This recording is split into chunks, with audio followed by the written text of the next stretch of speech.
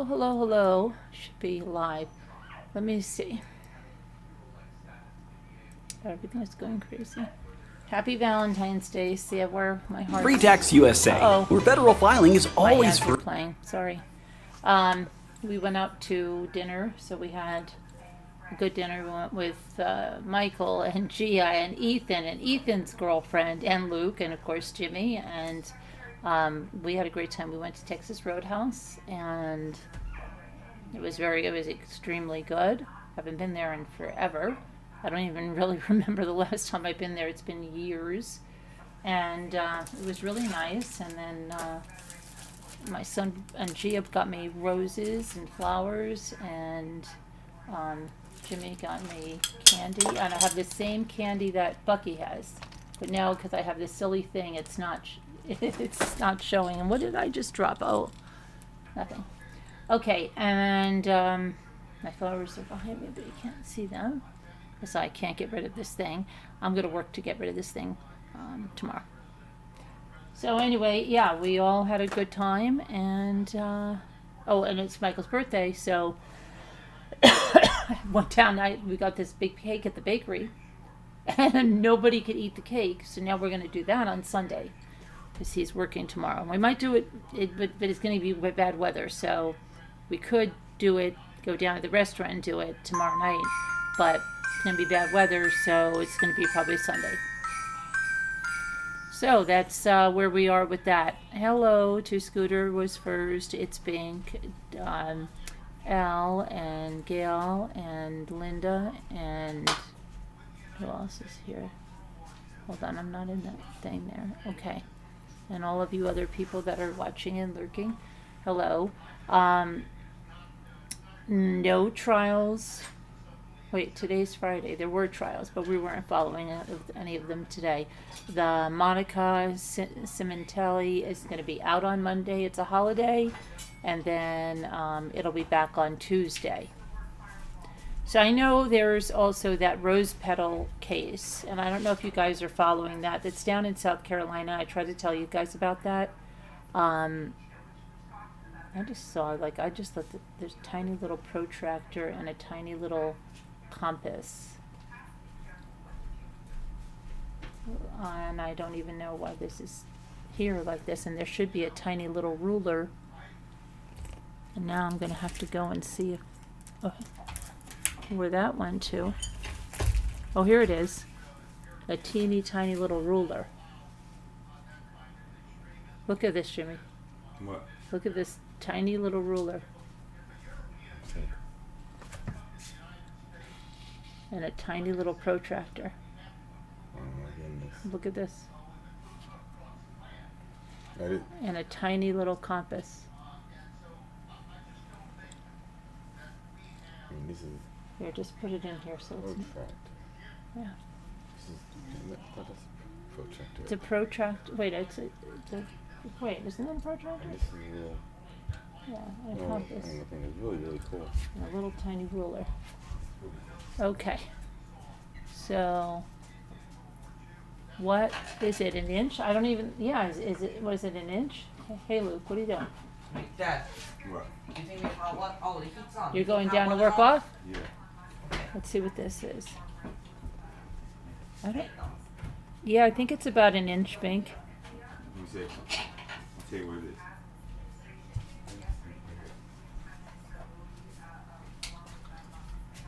Let's see.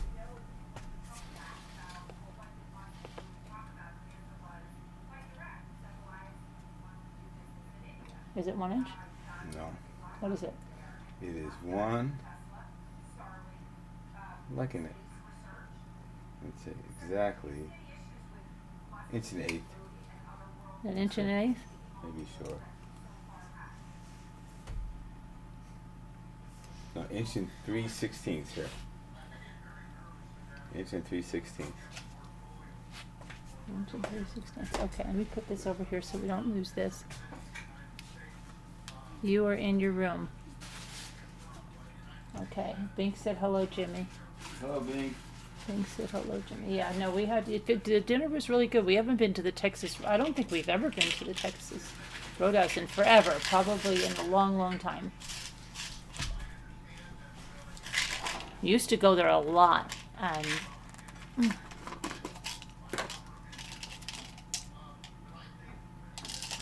I hadn't been there in a long, long time. It was very good, really good. Like everything I had was good. Okay. What was I gonna do? I was gonna say somebody's got that Christmas album. What is that album over there? Okay, can you imagine having to look for your ruler? I know, right? But they do these, there's these doll videos, Bink, where they do like little scenes with that stuff. I think I'm going to get into that. I don't know if I'm going to do it on another channel completely. Maybe that'll be an outlet for me to do little miniature videos and videos with the dolls. With the like the miniature dollhouse stuff. I might just do another channel as an outlet. I might start 3 other channels. One for miniatures. You already have the apple pie? Did you really? We made 2 apple pies. You see them in the videos now. He just said he couldn't eat another thing, and he ate apple pie because we had this big birthday thing for Michael, and they brought out apple pie a la mode, and Michael took a couple of bites. He said, I can't eat this. And Jimmy said, give it to me, I'll eat it. And he ate it. And then he said he was absolutely sick. He couldn't eat any more. Now he's shoveling down a piece of pie. So that's great. I made some room. So yeah, I think I'm going to do a miniature doll Vincent channel. Okay, let's talk about what's going on in the news. I think I will do that. I think that sounds fun.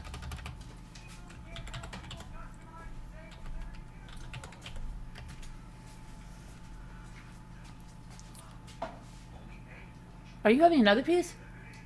No, I only had a little piece. Wow. Okay, do you remember this woman? And we talked about this. This was back in, when was this? I'm trying to see when this was. Back in January of 2020. You probably remember it. I covered this case extensively. The woman that killed her kids, I believe it was in Arizona. Let me see. Yep, it was Maricopa County. Rachel Henry.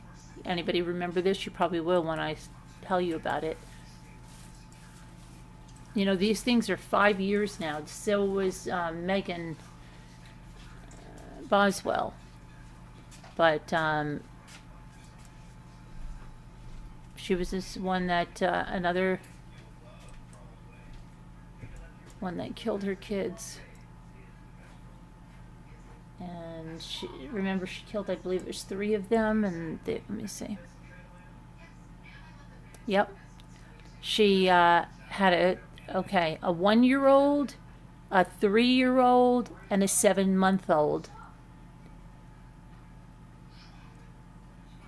So on Friday, a judge sentenced 27-year-old, she's only 27. This happened 5 years ago. She was 22 years old. She's going to spend the rest of her life behind bars for the murder of her 3 young children in Phoenix 5 years ago. The judge sentenced her to 3 life sentences for the murders of 3-year-old Zane Henry, 1-year-old Mariah Henry, and 7-year-old Catalea Rios. Let's see. I've dedicated my career to protecting children, and it's hard to comprehend how any parent could take the life of their own, said Maricopa County Attorney Rachel Mitchell. Thank you to the prosecution team for ensuring justice was served for these 3 innocent children. Phoenix police and fire crews responded to a home on 24th Street and Vineyard Road, north of Baseline Road, on the night of January 20th, 2020, after a great aunt reported finding the children unresponsive, and all 3 were pronounced dead at the scene. She spoke with the officers, which was recorded on body cam, and said, I put them down to take a nap, and I didn't check on them, and I thought they were sleeping. But the court documents say that she changed her story, and she admitted to smothering her son and 2 daughters one by one. According to the Maricopa County Attorney's Office, she admitted to placing her hand over the 1-year-old daughter's mouth as they were playing and holding it there until she was dead. Her 3-year-old son saw what was happening and tried to stop her by hitting and yelling at her. The county attorney's office said Henry tried to grab the boy but was interrupted when the children's father and great aunt got home. So later she took her son to her bedroom, sang a lullaby, and suffocated him as he fought back. And then she gave her 7-month-old daughter a bottle until she fell asleep, and then put her hand over her face until she stopped breathing. Henry placed all 3 children on a couch so it would appear that they were sleeping.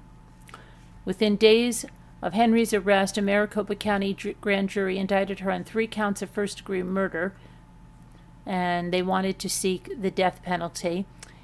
Her trial was delayed multiple times until 2 months ago, and during a status conference in December, she took a deal to avoid the death penalty and pled guilty to 3 counts of first-degree murder. Friday morning, she was sentenced to life in prison on each count to be served consecutively, meaning she's never getting out.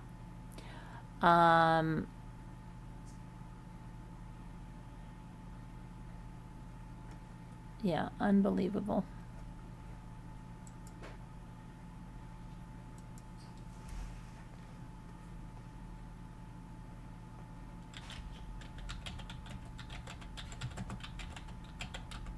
So that, I mean, you probably remember all of that. I believe they had moved to Phoenix, and then some people were talking about postpartum depression and all of that. And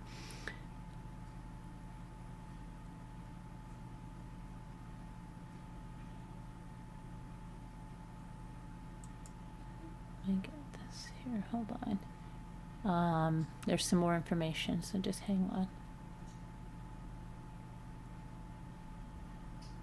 The judge said Rachel Henry case is one of the court's most horrific cases. Rachel Henry was sentenced to 3 consecutive life sentences. Let's see what.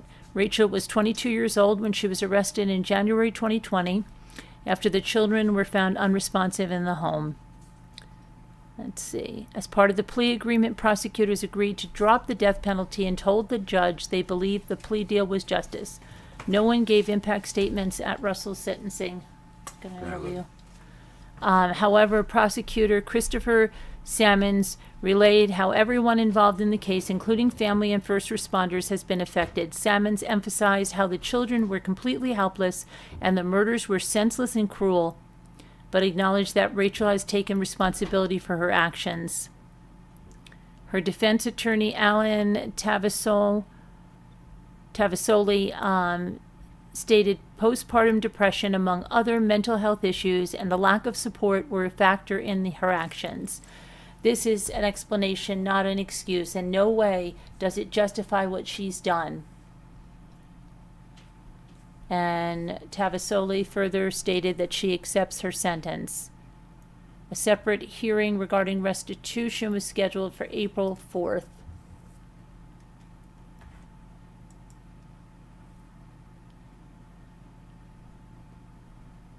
So, yeah, let's see if we can get some images of where she is now. I think you remember when they were taking her in, we showed these pictures a long time ago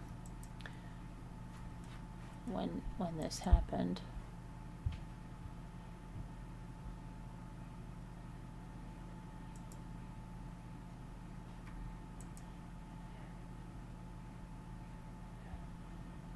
Let's see if I can get them up here. Oh, it doesn't want to show, does it? Let me go over here.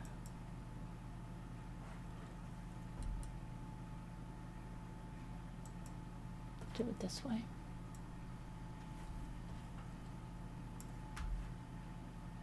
We had the, I believe we showed the police cam when we covered this back in 2020 of this.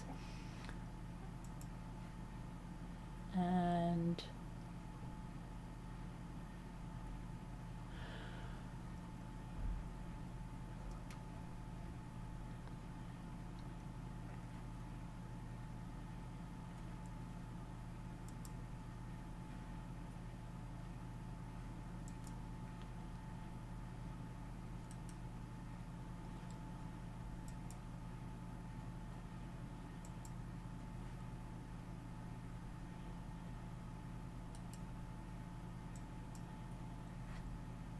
this was her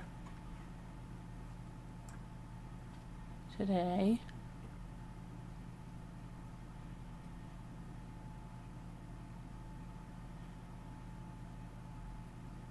So that's the end of that case there.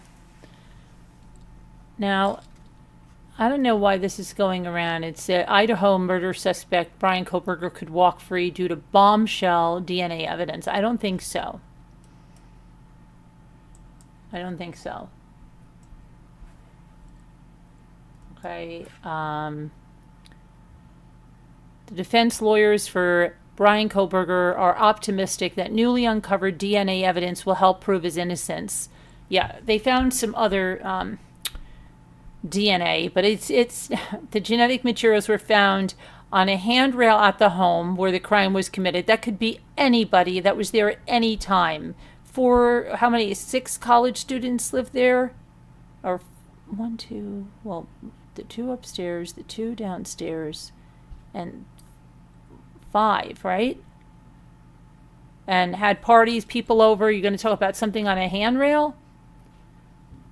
And something else discovered on a glove. Brian Koberger is accused of fatally stabbing the 4 Idaho students. DNA evidence not belonging to the suspect was found at the crime scene. What does that matter? Of course it was. I'm surprised you would be hell-pressed if it wasn't. But his is on the knife sheath, not on a railing.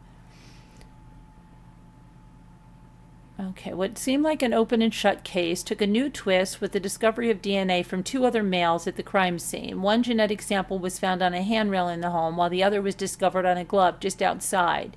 Both pieces were blood-related, and their owners have yet to be identified. Given the discovery, Koberger's lawyer, Ann Taylor, argued at a hearing last month that the unidentified DNA might prove that Koberger did not fatally stab the 4 students. Come on. She also pointed out that police failed to disclose the unidentified blood samples when they sought a warrant to arrest Koberger. Unfortunately for Koberger, his DNA was found on a leather sheath for a fixed blade knife found in the bed of the stabbing victim. As a result, when Koberger's legal team requested a Franks hearing to contest multiple search warrants and the evidence collected, they faced resistance from the presiding judge, Stephen Hippler. How does that, even if disclosed, preclude a finding of probable cause when there's a DNA match between the DNA on the sheath and Mr. Koberger? The judge asked Ann Taylor, "Isn't that probable cause every day and twice on Sunday?" Yeah, it's a bunch of malarkey. Whether or not Hippler grants a Franks hearing, the defense introducing the new DNA evidence has given a hint at the strategy they intend to use during the trial. Come on. It's ridiculous. Let's see. Stephen Gonsalves, a parent of Kaylee Gonsalves, opened up to Fox News back in 2023 on his belief that the murder suspect was being given preferential treatment while awaiting trial.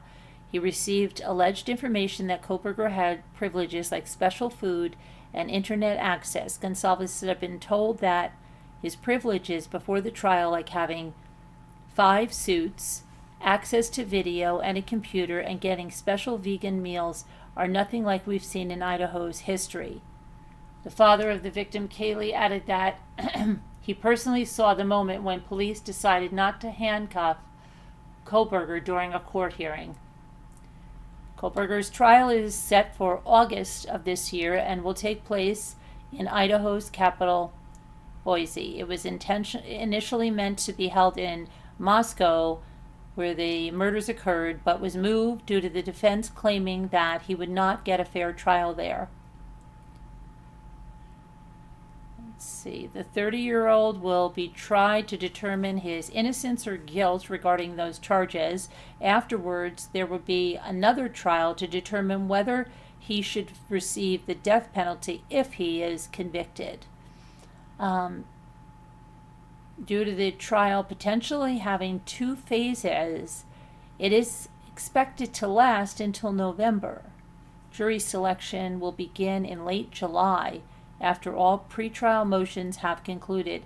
In the meantime, he has pled not guilty to the charges and he's being held without bail until trial.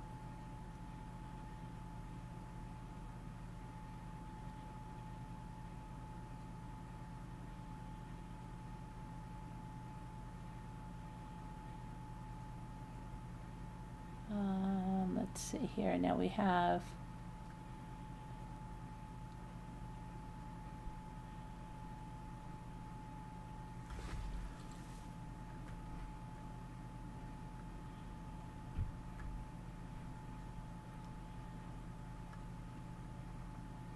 okay, let's see.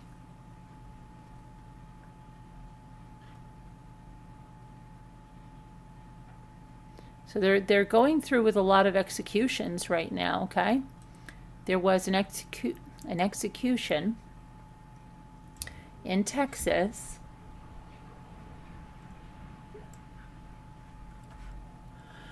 where let's see. Texas death row inmate mouthed the final two-word message to victims before execution. A remorseful death row inmate pleaded for forgiveness and mouthed one final message before being put to death in Texas on Thursday, 20 years after he killed his strip club manager and another man. Richard Lee Tabler, 46, also admitted to killing 2 teenage dancers at the club and said he found God during his 20 years in prison. I had no right to take your loved ones from you, and I ask and pray, hope and pray, that one day you find it in your hearts to forgive me for those actions, Tabler said, strapped to the death chamber gurney. Looking at the relatives of his victims who watched through a window a few feet away, no amount of my apologies will ever return them to you. He told the victims' family members that there wasn't a day that went by in which he didn't regret his actions and thanked prison officials for their compassion and show that he could change and become a better man and rehabilitate. After apologizing several more times, Tabler said it was the beginning of a new life for him in heaven. He told the warden at the state penitentiary in Huntsville, "I am finished." And as the drugs began pouring into his body, he mouthed once again, "I'm sorry." Tabler then began breathing quickly. After about a dozen breaths, all movement stopped. Tabler shot and killed Mohammed Amin Rahmani, 28, and Haitham Zayed, 25, in a remote area near Killeen in central Texas on Thanksgiving of 2004 after he lured them there on the false pretense of buying stolen stereo equipment. Rahmani was the co-owner of a club called Teasers, and the two had a falling out. Rahmani allegedly said he could have Tabler's family wiped out for $10. 2 days later, Tabler shot and killed an 18-year-old dancer at the club, Tiffany Lorraine Dotson, who he said he had been seeing along with another dancer, 16-year-old Amanda Benefield. Tabler was convicted of killing the 2 men and sentenced to death, so prosecutors didn't need to pursue the conviction for the young woman's murders. The murder of the men was as cold-blooded as it could be. The killing of the girls was just as senseless. There was absolutely no reason for that. Dotson's father, George, was among the witnesses. He declined to comment on Tabler's apologies, saying he needed time to process what he had just seen, but was glad to have seen it.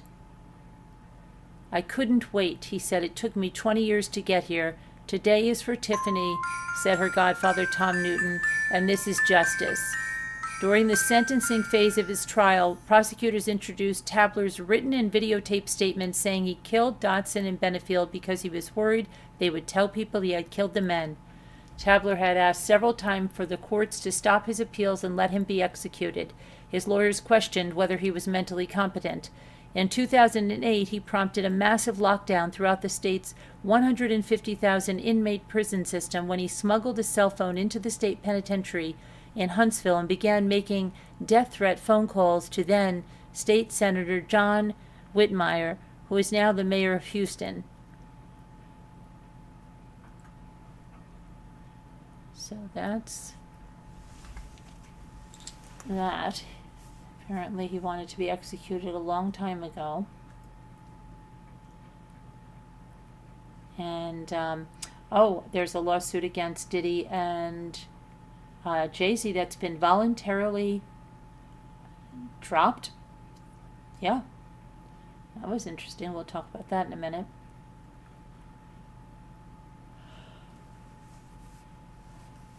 Well, let's see.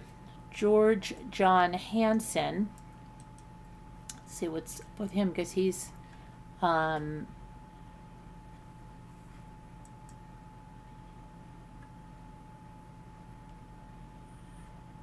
it says here now that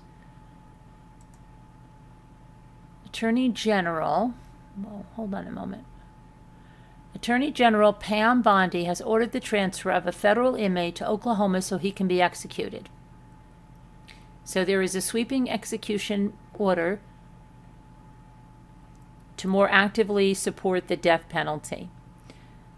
Bondi this week directed the Federal Bureau of Prisons to transfer inmate George John Hansen, 60 years old, so that he can be executed for his role in the kidnapping and killing of a 77-year-old woman in Tulsa in 1999.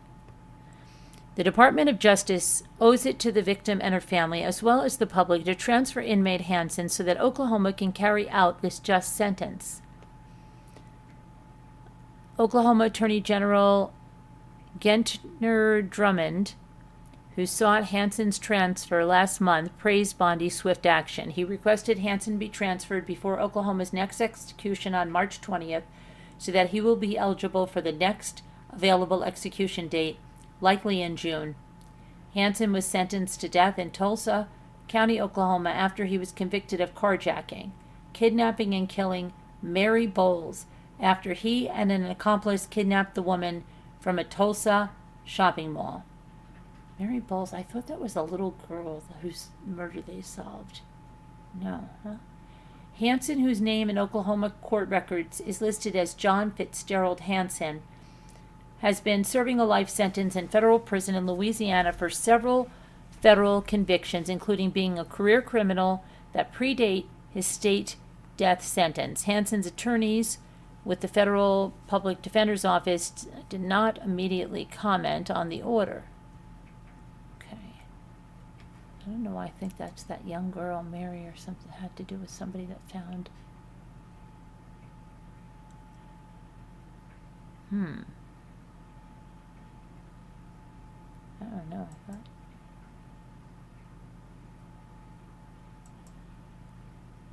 Didn't we New York find body of a missing man? Let's see. That we got. And then they have a Florida man was executed. Let's see. What was he? A Florida man. Let's get this one. So they're just a lot of executions happening. It's all right there. Let's see. This is in Stark, Florida. Florida man convicted of killing a husband and wife at a remote farm in an attack witnessed by the couple's toddler was put to death Thursday in the state's first execution of the year. James Dennis Ford, 64, was pronounced dead at 6:19 p.m. following a 3-drug injection at Florida State Prison. He was convicted of the murders of Gregory Malnori, who was 25, and his wife Kimberly, who was 26. Both were killed during a 1997 fishing trip at a sod farm in southwest Florida, Charlotte County, where court records showed the two men worked. Ford had nothing to say Thursday evening to about 25 witnesses who were present as he lay strapped on a gurney, but the corrections department said the inmate did write a message on paper that read, "Hugs, prayer, love. God bless everyone." At first, as the injection began, his chest began heaving, and then slowly all movement ceased. A few minutes later, a staffer shook him and yelled, "Ford, Ford," to see if he was still conscious. There was no response. At the time of the murders, the couple's 22-month-old daughter witnessed the attack. She was strapped in a seat in the family's open pickup truck and survived an 18-hour ordeal before workers came upon the crime scene. They found the little girl covered in her mother's blood and suffering from numerous insect bites. The victim's daughter, Miranda Malnori, was not present for Thursday's execution, but issued a written statement describing the pain of losing her parents. "Living my whole life without them left me with a void that I had no idea would hurt so bad. While I know this will never bring me back to my mom and dad, I will never get a chance to meet them. It is giving me peace of mind." She recently told a Fort Myers television station that she had no recollection of the murders and only remembers her parents through photos and the memories of others. "I told one of my grandmas the other day, 'You grieve the people you knew, but I grieve what could have been.'" Ford's execution was the first in Florida in 2025. One person was put to death in 2024, down from 6 in 2023 when Governor Ron DeSantis was campaigning for the Republican presidential nomination. During the previous 3 years, the governor didn't sign off on any executions. He signed Ford's death warrant in January. Also, Thursday evening, a man who murdered a strip club manager and another man then later prompted a massive lockdown of the state prison system was executed in Texas. Yes, that's the one I just told you about.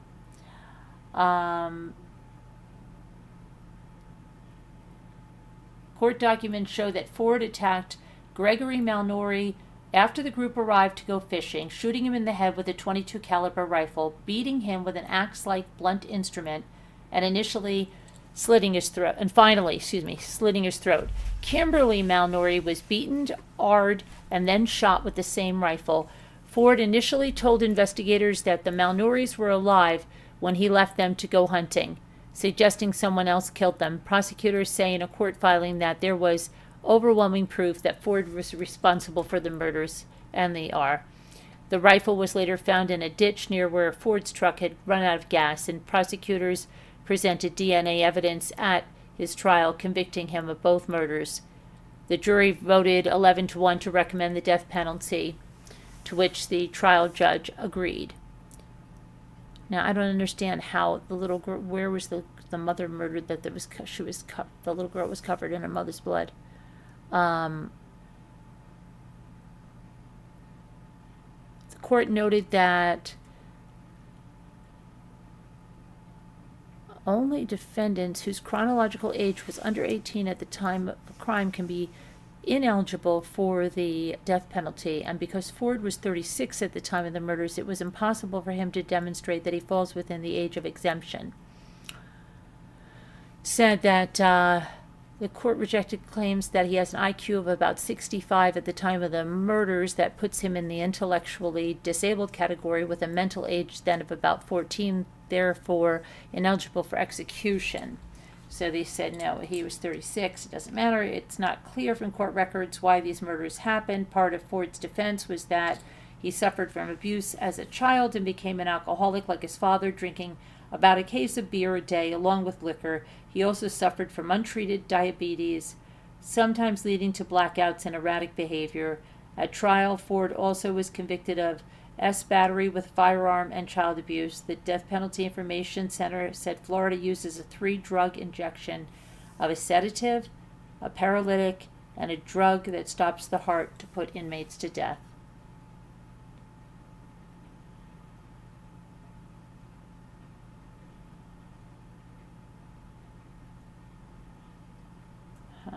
Okay, let's see what else we have. Okay.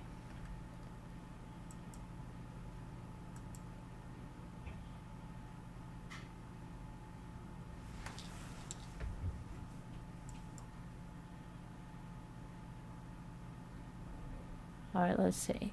And I'm not talking to myself, you know that, right?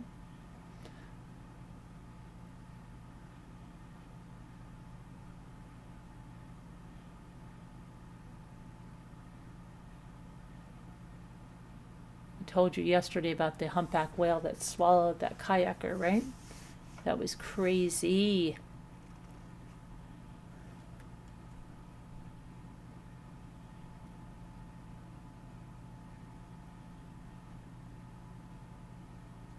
Trying to see what else is going on here.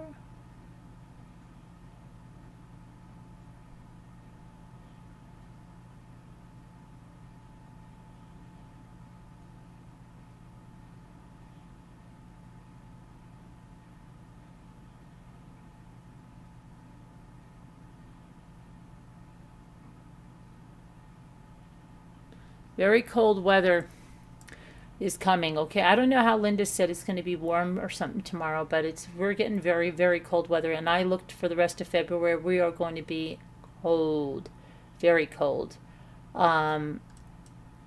Here is a person who is walking across. I didn't know Lake Michigan freeze. I thought you told me Lake Michigan doesn't freeze. A person walks along the shore of ice-covered Lake Michigan, February 13th of 2025. The coldest burst of Arctic air this season is coming to put an icy exclamation point on America's winter of repeated polar vortex invasions. And it will stay frozen there all next week. Yeah, Jimmy's already told me this, and I hate hearing that. Different weather forces in the Arctic are combining to push the chilly air that usually stays near the North Pole, not just into the United States, but across Europe. This will be the 10th time this winter that the polar vortex, which keeps the coldest of Arctic air penned in at the top of the world, stretches like a rubber band to send some of that big chill south. Let's see what we have here.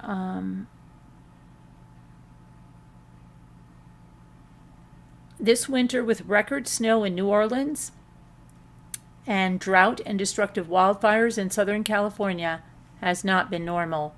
The latest projected cold outbreak should first hit the northern Rockies and northern plains on Saturday and then stick around all next week. The cold will likely concentrate east of the Rockies, with only the far American West and central and southern Florida exempted.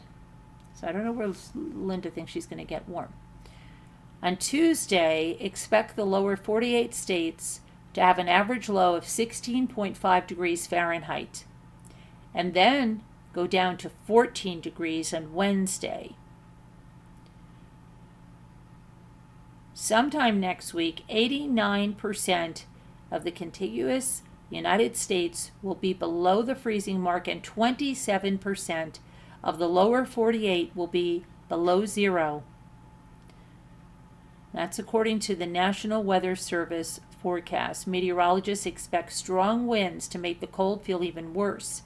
Every U.S. state, but Hawaii, California, and Florida, have some or all parts forecast to have a good chance of wind chills of 20 degrees or below sometime next week. When was it that I went out and it was so cold? I said, oh my gosh, it's so cold. I'm trying to remember when that was. I went out at some point in the vortex, and I don't even know why I had to go out. It was just terrible. Kansas, Nebraska, Missouri, and Iowa will probably have the most impressive cold, with temperatures as much as 35 degrees below what's normal for that time of year. And it says that Wednesday, lows below zero in Oklahoma, Colorado, Nebraska, Missouri, Iowa, Illinois, Kansas, Wyoming, Montana, North Dakota, South Dakota, Minnesota, Wisconsin, and Michigan. Some storms with flooding, heavy snow, and even a nor'easter could hit during next week's prolonged cold outbreak. The details are not certain yet. Let's see. This is terrible. Terrible. I hate it. Okay.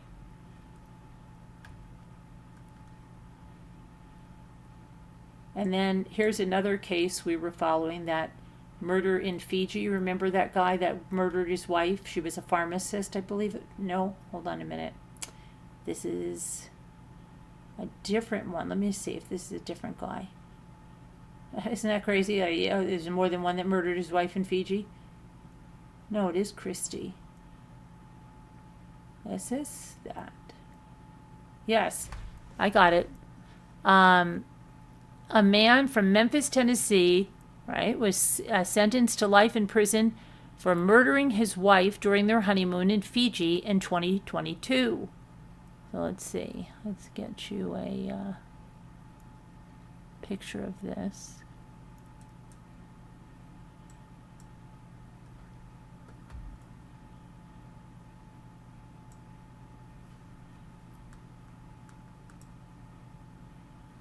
That was good. That worked out well for you, right, Guy? Uh-huh. Remember him? Bradley Robert Dawson. He's being escorted by the police at the High Court in Fiji on Tuesday, February 11th, before being sentenced to at least 18 years in prison for murdering his wife during their honeymoon in Fiji in 2022. He will have to serve at least 18 years before he can be considered for release. Dawson was convicted in December of murdering his wife, Christy Chen, who was then 36, at the exclusive Turtle Island Resort in Yasawa Archipelago. So, I'm sorry, I can't talk tonight. 2 days after the newlyweds arrived in the South Pacific nation, he then fled by a kayak to a nearby island. He was sentenced by Justice Hamza on Wednesday. Hamza told Dawson that he had shown disregard for Chen's right to life and her personal liberty. Your conduct after the incident was appalling. Having inflicted serious and life-threatening injuries to the deceased, you fled the scene of the crime, leaving the deceased alone and helpless, Hamza said. Chen's body was discovered in the couple's room by resort staff with multiple blunt trauma wounds to her head after the couple was heard arguing and did not appear at lunch or breakfast or lunch the next day. Dawson pled not guilty to the charge and was tried over 8 days. His lawyer, Anil Prasad, told the court that prosecutors had failed to provide sufficient evidence to convict Dawson. Prasad said that while the prosecution alleged that Dawson was planning to flee Fiji, authorities failed to acknowledge that many of the couple's personal belongings remained at the resort. Prasad also said Dawson had no injuries to suggest that he had been involved in a physical altercation with his wife. But the judge said he was satisfied beyond reasonable doubt that Dawson and no one else had committed the crime. Under Fiji law, prisoners can apply for parole after serving a minimum term set by the court. Although the parole board is currently unstaffed, critics argue the lack of an effective parole option is the cause of prison overcrowding. Let's see here. The Turtle Island Resort, where the pair stayed, is an exclusive and remote 500-acre island that accommodates only 14 couples at a time. Sounds like that show we watch. Isawa is a group of about 20 volcanic islands in the west of Fiji, a nation of 930,000 people.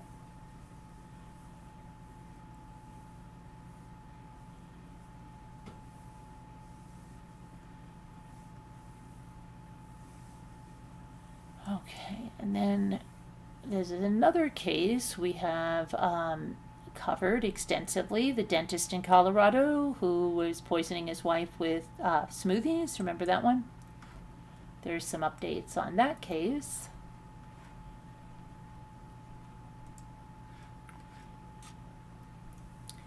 A dentist charged with killing his wife by poisoning her Smoothie Shakes offered a fellow jail inmate $20,000 to kill the case's lead investigator, calling her the worst, dirtiest detective. During an evidentiary hearing, Senior Chief Deputy Michael Morrow said the dentist James Craig was motivated by animus against Aurora Police Detective Bobby Olson. This defendant hates Detective Olson for all the work she has done on his case. Morrow said Craig also offered his cellmate Nathaniel Harris $20,000 each for killing 3 other people.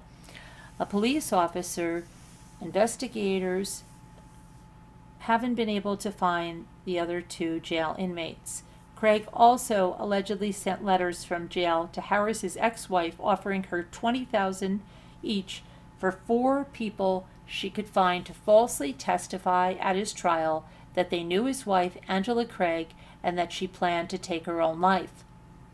One of Craig's lawyers, Robert Working, said investigators did not look into whether Craig wrote the letters, including checking his handwriting. He also said that Harris and his ex-wife were prosecuted for forgery for their roles in an alleged fraud ring in 2005, suggesting they could not be trusted.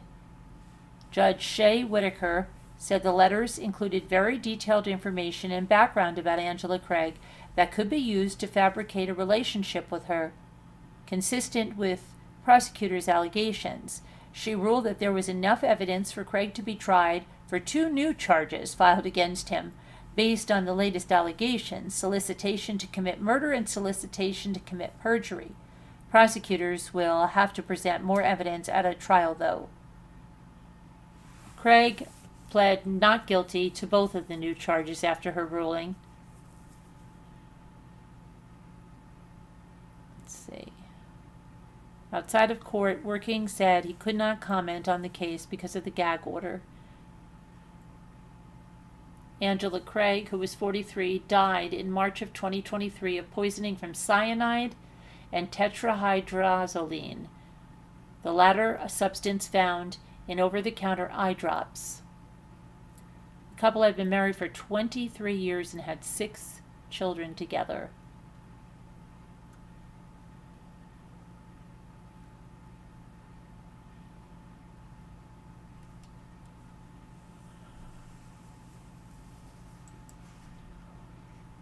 Okay, and then we have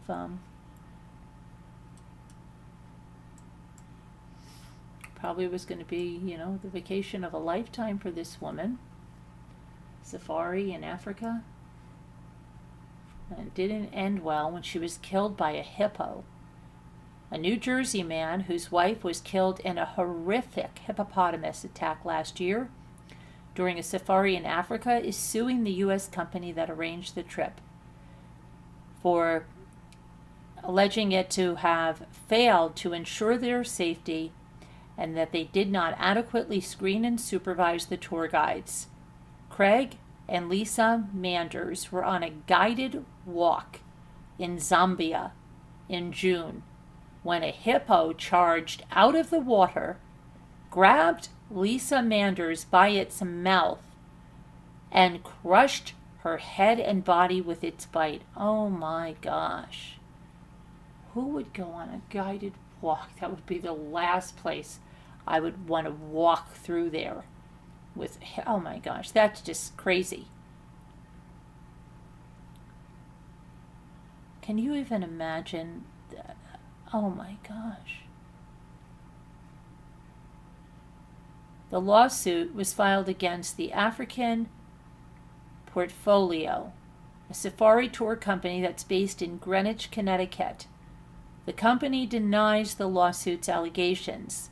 The lawsuit was filed February 5th in Stamford, Connecticut. It alleges that as a horrified Craig Manders watched the attack, the tour guides, including at least one who was armed with a rifle, walked away without helping the couple.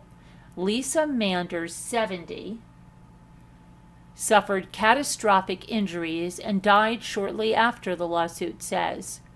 We're doing this because this should never have happened, said Paul Slager, an attorney who is representing Craig Manders. with his law partner, Nicole Coates.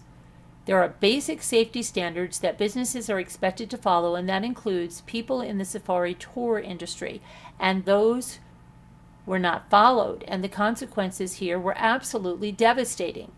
Slager said the lawsuit seeks monetary damages that have not yet been determined, as well as accountability for Lisa Manders' death and keeping others safe in the future. He said that Craig Manders was not giving interviews.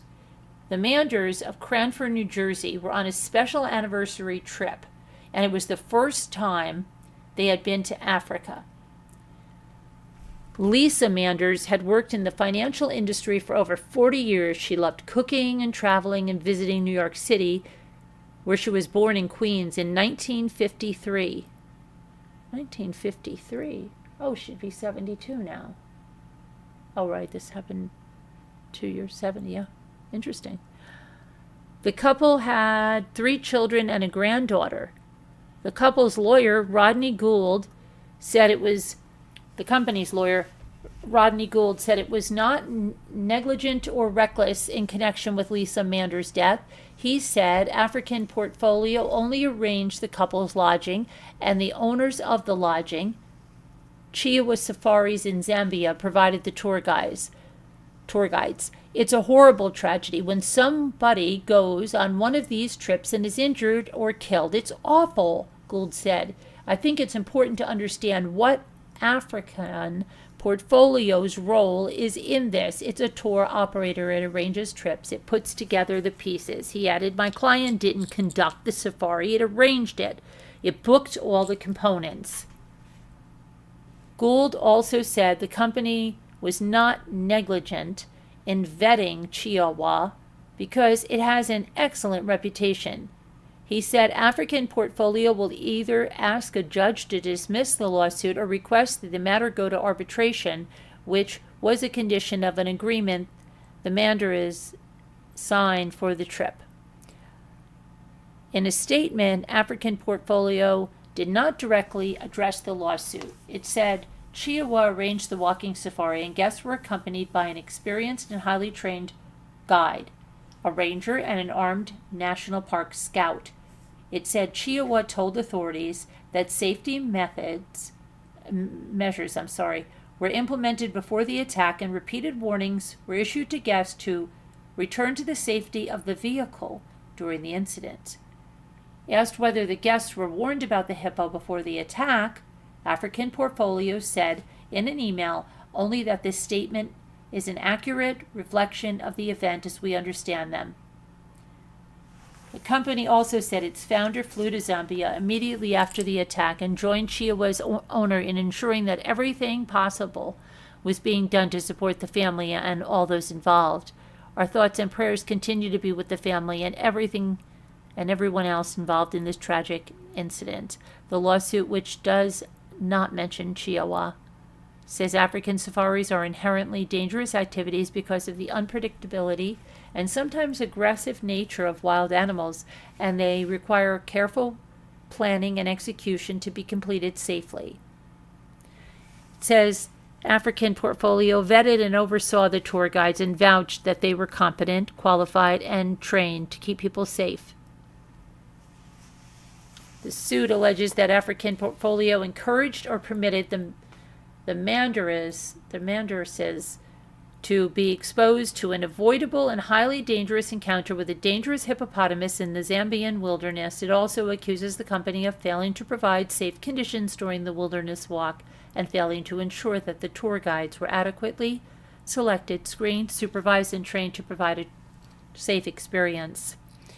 African Portfolio also failed to take adequate steps to protect the Manderses before and during the attack. Hippos are the world's second largest land mammal, after elephants, measuring about 11 feet long and 5 feet tall. The average male hippo weighs 7,000 pounds. Hippos are known to be territorial and aggressive at times. A year before Lisa Manders died, 7 people were killed in the southern African nation of Malawi when a hippo charged into a canoe and capsized it on a river. Estimates of how many people are killed by hippos each year vary, with lower figures beginning around 500. Lisa Manders suffered significant pre-morbid fear and emotional pain, suffering and mental anguish before her death. Craig Manders suffered severe and debilitating emotional and psychological injuries that have made it difficult for him to cope with daily routines, it says. The lawsuit is seeking damages or allegations of negligence and recklessness. He's suing both for the loss of his wife and the impact that has on him and his life. And he also has a claim for having witnessed what happened to her, having seen the attack, which is unthinkable. It's unimaginable. Wow, that's horrible.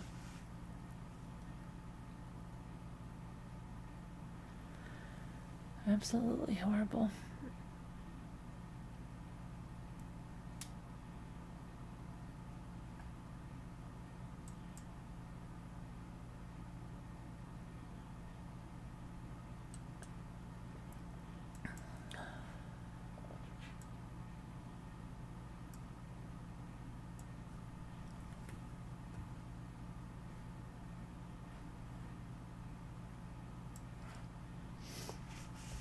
Okay, this is in Canandaigua, New York. The New York State Police charged 5 people on Friday with the murder of a missing man who authorities say died following repeated acts of violence and torture for more than a month by multiple individuals who later discarded his body in a field.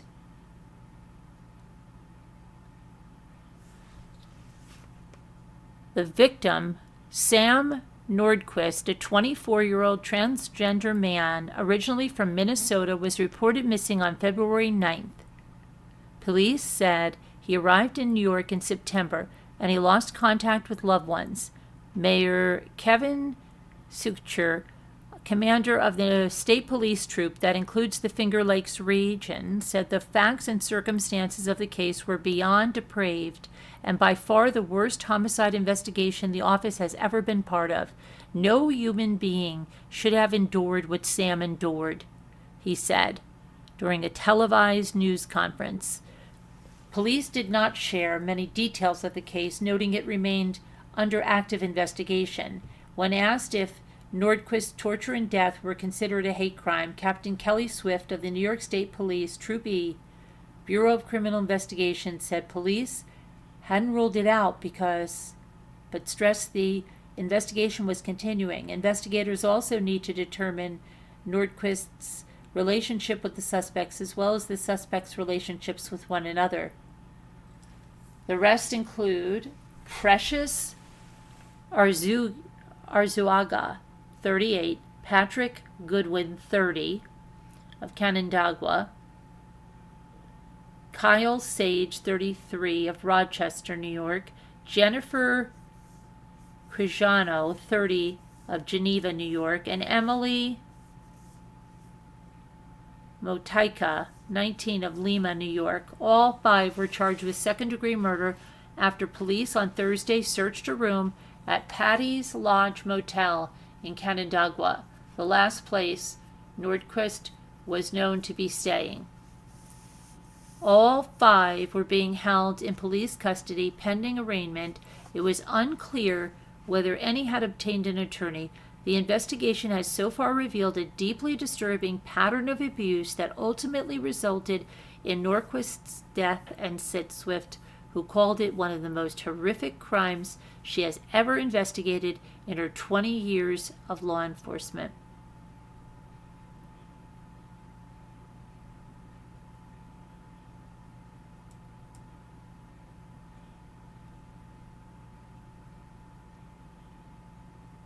Okay, and then we go on to this one. Oh.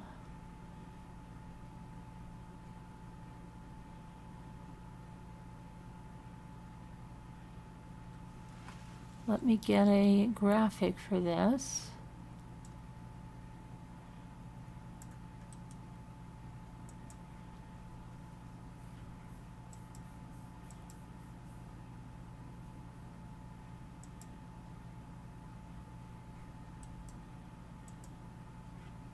Okay, so this was the missing persons poster, flyer that was out there looking for this pregnant woman. And now Honolulu, Hawaii, a Hawaii-based soldier faces charges in military court in connection with the suspected killing of his pregnant wife. His wife's body has not been found. The charges against Private First Class Dwayne Arthur Johnson II stem from the disappearance of his wife, Misha Johnson. Last year, U.S. Army Garrison Hawaii said in a news release the 19-year-old was last seen on July 31st at her home on the Schofield Barracks, an Army installation in Oahu. When she was 6 months pregnant, she is presumed dead, the Army said. The Army said the general nature of the charges are for the killing of his wife, intentional killing her unborn child, and obstruction of justice. Other charges involve providing false official statements, possession of child abuse images, and the production and distribution of child abuse images, says the Army. The Army took Johnson into custody in August. It wasn't immediately clear if he had a civilian attorney. A phone number listed for him rang unanswered on Wednesday. Johnson, from Frederick, Maryland, is a cavalry scout. He enlisted in the Army and attended training at Fort Moore in Georgia. In November of 2022, he was assigned to the 25th Infantry Division in 2023. Johnson's case will be assigned to a military judge who will schedule dates for an arraignment, pretrial hearings, and a trial. Charging documents will be available after Johnson is arraigned. I can't speak tonight. According to a spokesperson for the Army Office of Special Trial Counsel. Okay, now I want to talk about the woman who withdrew the civil lawsuit against Jay-Z and Sean Diddy Combs, saying she was art at 13, okay?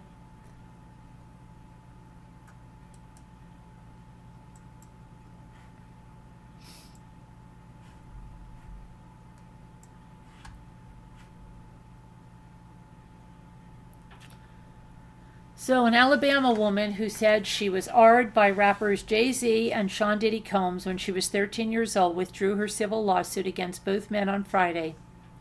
The unidentified woman in December added Jay-Z, whose legal name is Sean Carter, to a lawsuit she had filed against Combs in Manhattan federal court, alleging that she was attacked by the singers in 2000 after Combs' limo driver offered her a ride to an MTV Video Music Awards after-party. The court documents submitted by the woman's attorneys announced the voluntary dismissal did not include any reasons or explanation for the withdrawal. Jay-Z, who vehemently denied the claims and tried to get extracted from the lawsuit, called the woman's decision to withdraw her claim a victory and said the fictional tale she and her lawyers created was laughable. The frivolous, fictitious lawsuit and appalling allegations have been dismissed, he said in a statement posted on social media. This civil suit was without merit and never going anywhere. Combs remains jailed in New York awaiting a criminal trial on federal trafficking charges.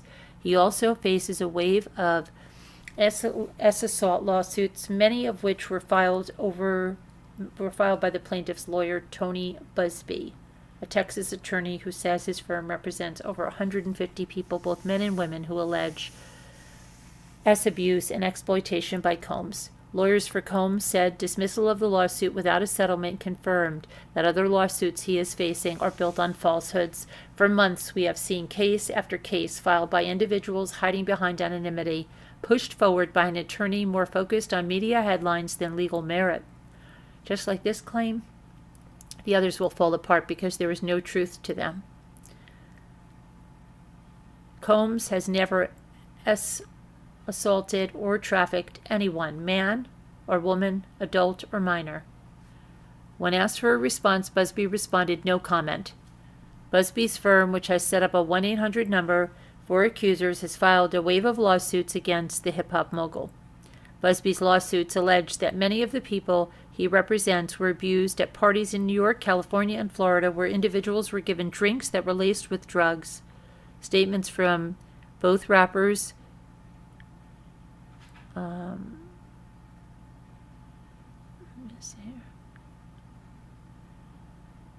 and they quickly realize that the money grab is going to fail. They get to walk away with no repercussions. The system has failed. Jay-Z and Combs are part of a generation of hip-hop titans who rose to prominence in the 2000s, emerging as wide-ranging entrepreneurs and two of the world's wealthiest rappers. Okay. So that's that there.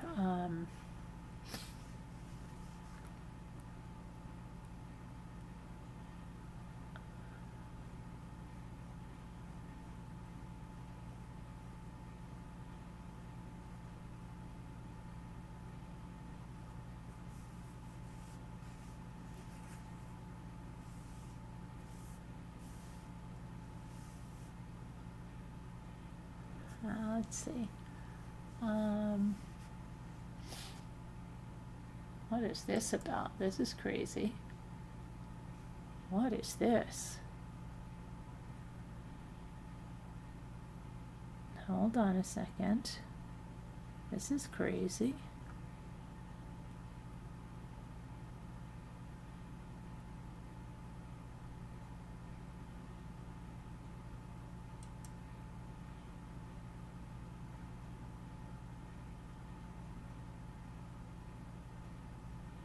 Okay, hold on. Let me get a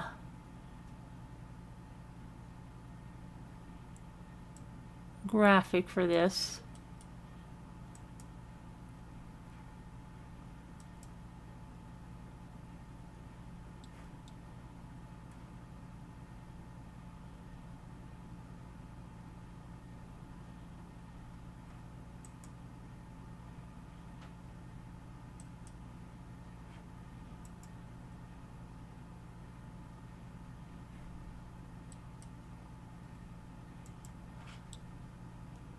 Okay,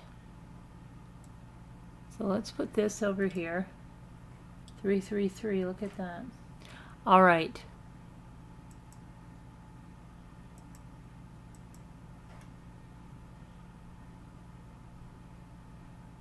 In the wooded outskirts of Chapel Hill, North Carolina,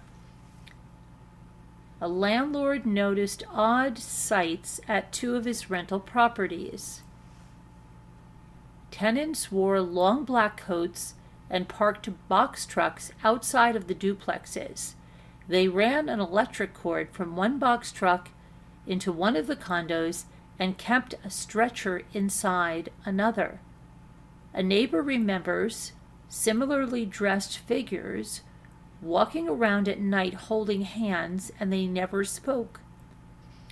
By the time the FBI searched the property last week, one of the most recent tenants had been killed in a shootout with the U.S. Border Patrol agents in Vermont, and a second one was under arrest. A third shadowy figure known as Ziz remains missing after authorities linked their cult-like group to 6 deaths in 3 states. This almost sounds like that group that was with that girl that killed her baby. I don't know.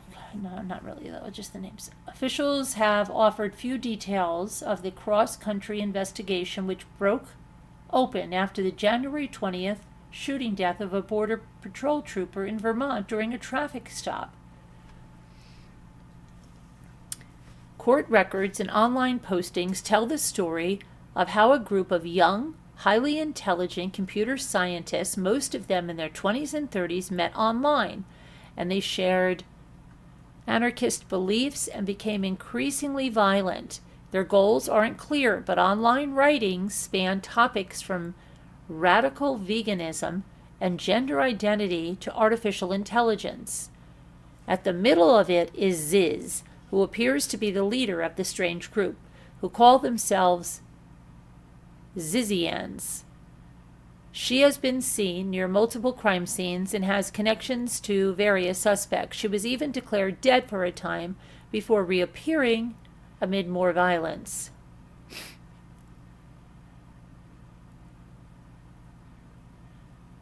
Jack Lasoda moved to San Francisco Bay after earning a computer science degree from the University of Alaska Fairbanks in 2013. He interned at NASA, and he had a profile on a hiring site for programmers, coders, and other freelance workers. NASA officials did not respond to requests to confirm Lasoda's internship, but Jack Lasoda is listed on a website about past interns. In 2016, she began a dark and rambling blog under the name Ziz, describing her theory that the two hemispheres of the brain could hold separate values and genders and often desire to kill each other. Lasoda used she, her pronouns, and in her writings she said she is a transgender woman. She rallied against perceived enemies, including so-called rational groups which operate mostly online and seek to understand human cognition through reason and knowledge. Some are concerned with the potential dangers of artificial intelligence. Lasoda began promoting an extreme mix of rationalism, ethical veganism, anarchism, and other value systems. An AI researcher who met Lasoda both in person and online through the rationalist community and knew her as Ziz, said, when Lasoda left the rationalists behind, she took with her a group of extremely vulnerable and isolated followers. Anna Salaman, an executive director for the Center of Applied Rationality, told that to the San Francisco Chronicle, that Taylor and Ziz adherents used the rationalist ideology as a reason to commit violence, stuff like thinking it is reasonable to avoid paying rent and defending oneself from being evicted.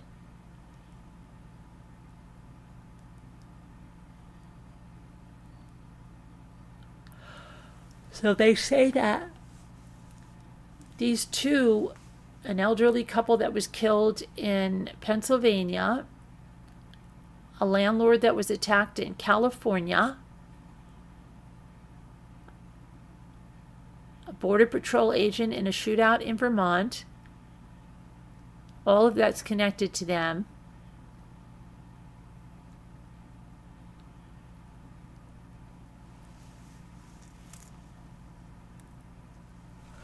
It's weird.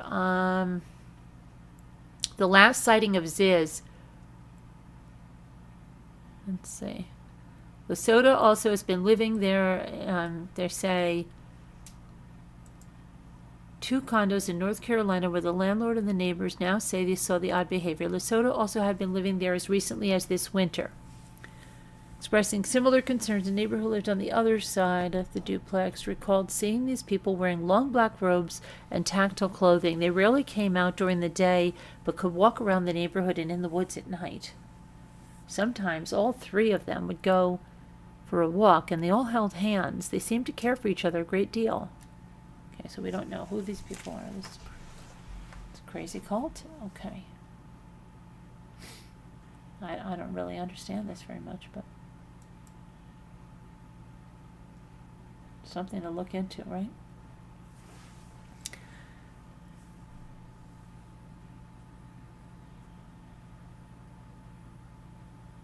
Oh my goodness, stop.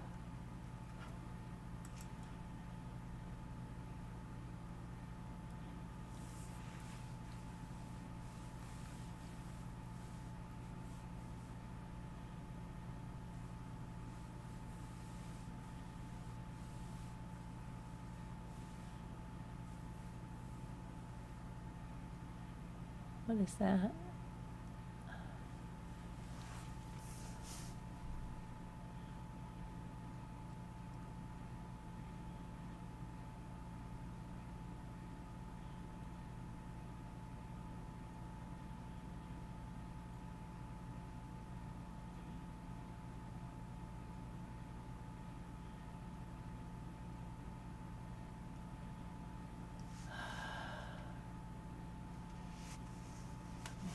here.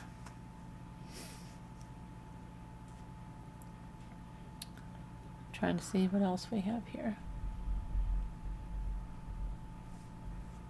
Man on death row seeks postponement to get autopsy. Let me see this. What is this about? I wonder who this is, because if they're starting up in South Carolina again, what about Tim Jones? When is he going to be executed?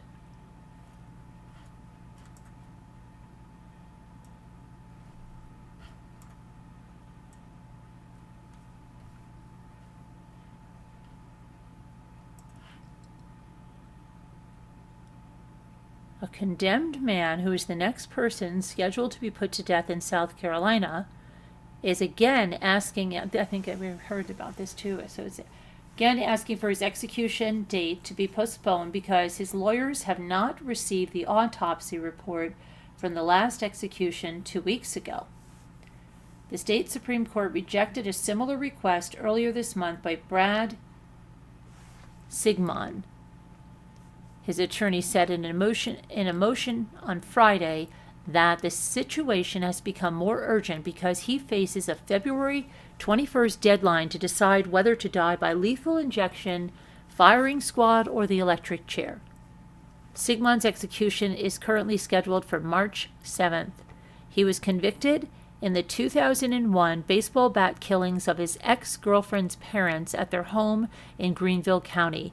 They were in separate rooms, and Sigmon went back and forth as he beat them to death. Wow.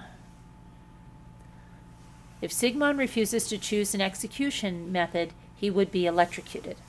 His attorney says he does not want to die in the electric chair, and he plans to pick next week between lethal injection and the firing squad.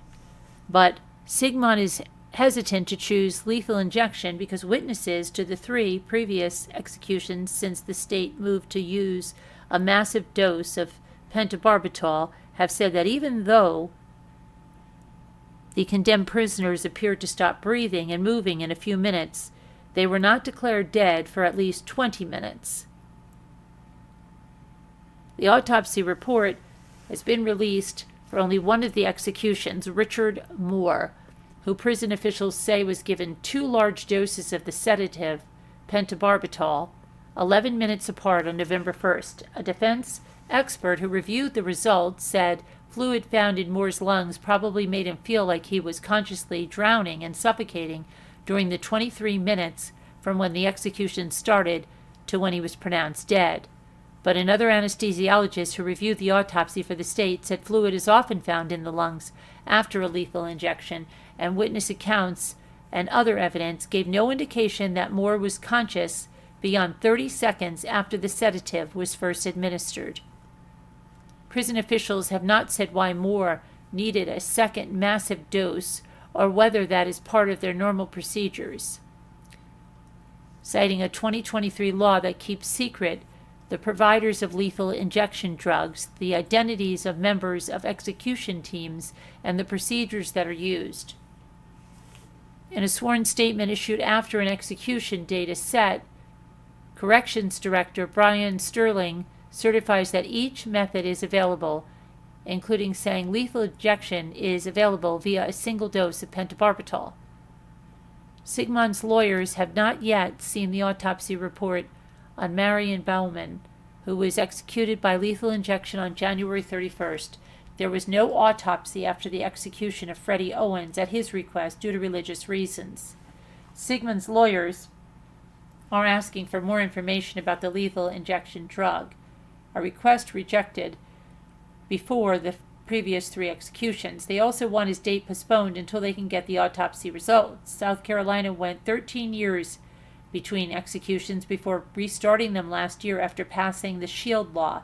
The state Supreme Court agreed to set executions at least 5 weeks apart to allow time for prison officials to prepare for the last-minute legal challenges. Sigmund's lawyers, who also represent others awaiting the death chamber, want that extended to 13 weeks so they can fully review previous autopsies and other reports. Sigmund, 67, is older than any of the 46 people who have been put to death in South Carolina since capital punishment was reinstated in 1976. In the early 2000s, the state was carrying out an average of 3 executions a year. 9 states have put more inmates to death. But since the unintentional pause, the death row population has dwindled to 29 currently compared with 63 in 2011. About 20 have been taken off death row and received different sentences after successful appeals, while others have died of natural causes. In 2001, after killing the couple, Sigmund kidnapped his ex-girlfriend at gunpoint, but she escaped from his car. He shot her as she ran, but missed. I couldn't have her. I wasn't going to let anybody else have her, he said in a confession. At his death penalty trial in 2002, Sigmund spoke to the jury before they deliberated his fate. Do I deserve to die? I probably do, he said. I don't want to die. It would kill my mom and my brothers and my sister and my children.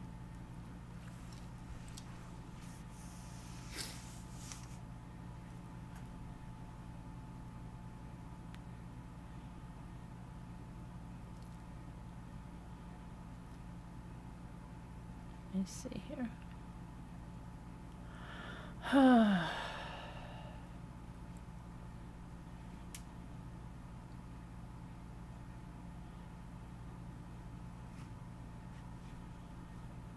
Okay, let me see.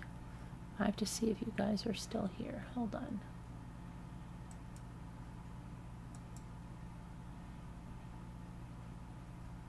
Okay, you are still here. Good.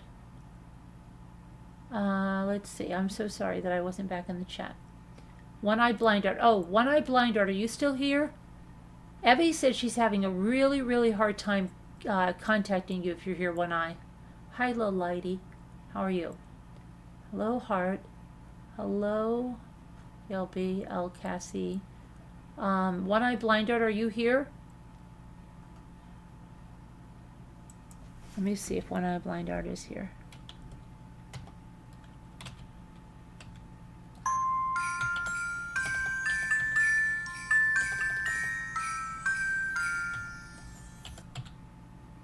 One-Eyed Blind Art.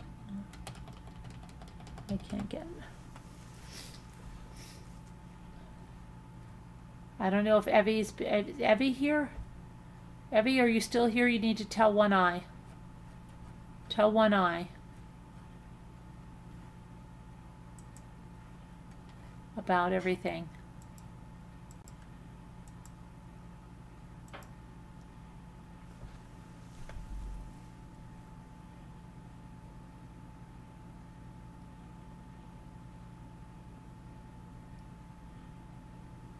Okay, tell One Eye, tell One Eye. One Eye. I don't know. All right, let's see what else we have.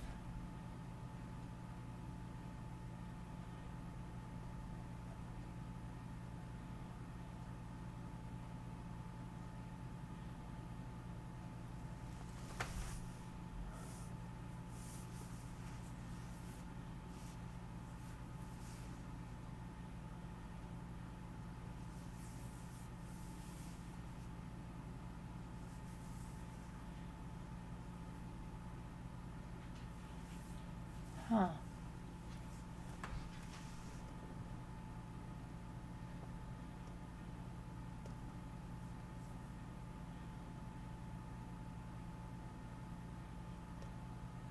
Let's see.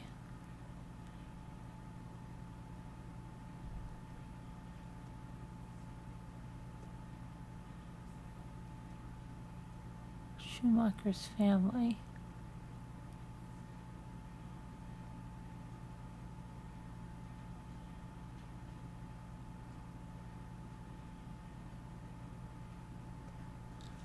Shuttered.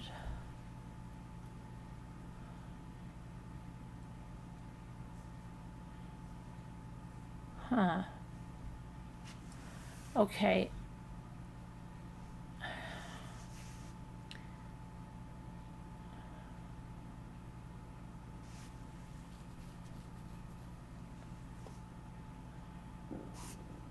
And my stomach's rumbling. Why is my stomach rumbling?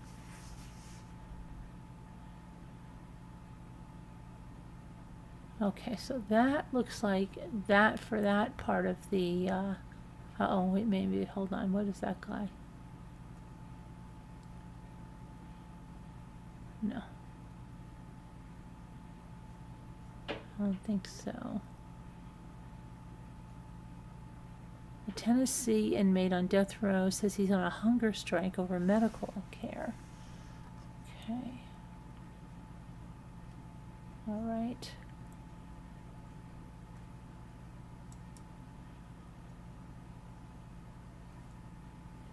Let's check out, hold on a second. Stop! Stupid thing.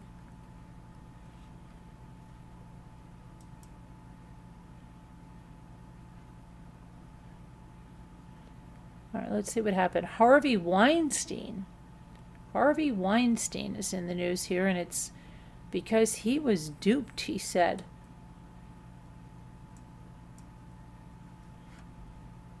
Imagine this one. Get over there, Harvey Weinstein. Harvey Weinstein says he was duped into guaranteeing a $45 million loan, and he's suing his brother and other movie executives. Isn't that crazy? He alleges in a new lawsuit that his brother, Bob Weinstein, and other executives at their now-defunct film company duped him into guaranteeing a $45 million loan in 2016, but diverted funds for their own personal use while setting the stage for his downfall. Weinstein, 72, filed the claims Thursday in a long-running civil case in New York City involving a lender accusing him of defaulting on the loan. He is currently detained while awaiting a retrial on S-crimes charges in New York. Harvey was deceived by those closest to him and secured a $45 million loan under the pretense of saving the Weinstein Company, says Imran Ansari, Harvey Weinstein's lawyer. While Harvey personally guaranteed the loan, others within the Weinstein Company enriched themselves and strategically undermined him, leaving him holding the bag of debt while lining their pockets when the company was in crisis. Ansari alleges that Bob Weinstein and others at the Weinstein Company were in on a plot to position Harvey Weinstein for a downfall in an attempt to seize control of the company, which went bankrupt in 2018 as the misconduct scandals surrounding Harvey Weinstein exploded. An attorney for Bob Weinstein, Brian Cohn, replied with a brief statement Friday saying Harvey's allegations are entirely without merit. Former Weinstein Company Chief Operating Officer David Glazer, now chief executive of 101 Studios, known for its productions of Paramount's popular series Yellowstone, is also named in Harvey Weinstein's lawsuit. Okay. The lawsuit, which was filed in the Supreme Court in Manhattan, says Weinstein was made to suffer severe and outrageous financial and reputational harm. It also makes several allegations of financial misconduct against Bob Weinstein, Glazer, and others. Okay, hold on 1 minute. I'm so sorry, but I'm needed. I'll be right there. I've got to get some.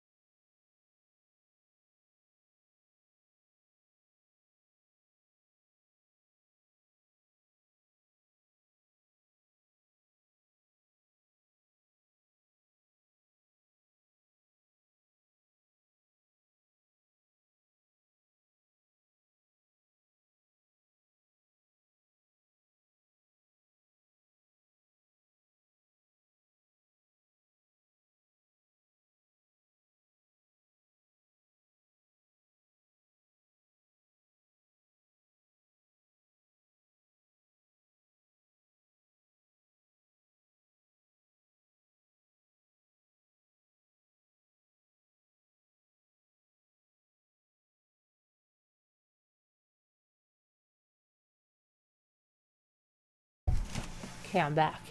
I'm back. All right. I was needed. Let me see here. Where were we on Weinstein, right? I don't even know where you guys are anymore.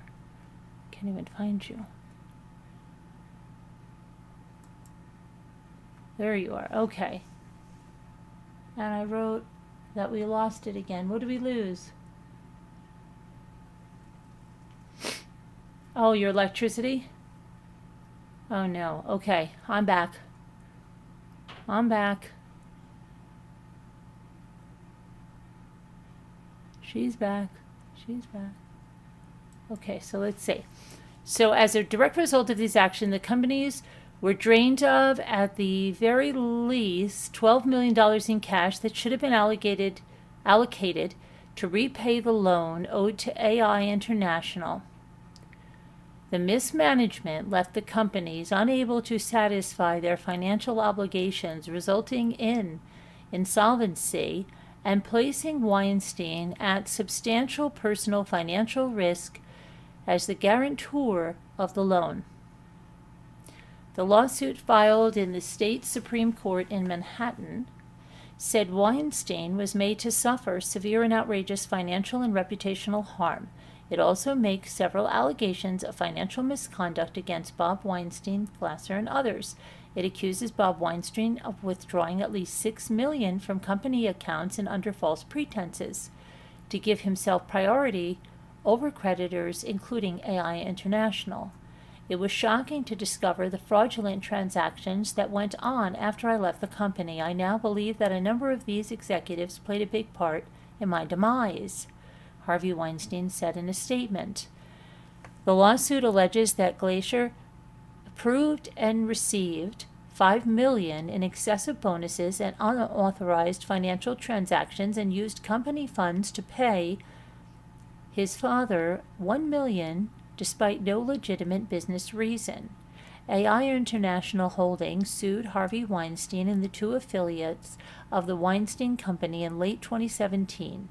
The lawsuit said they defaulted on a loan after AI International had ordered the entire balance to be paid immediately, because Harvey Weinstein had been dismissed as the co-chairman and amid the misconduct allegations.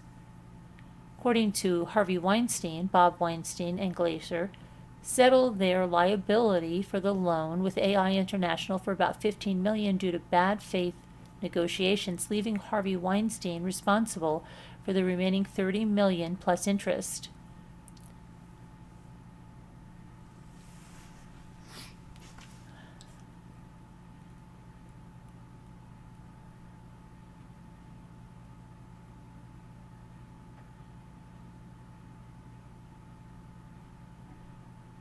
Okay, I wanted to do something else other than Harvey Weinstein right now.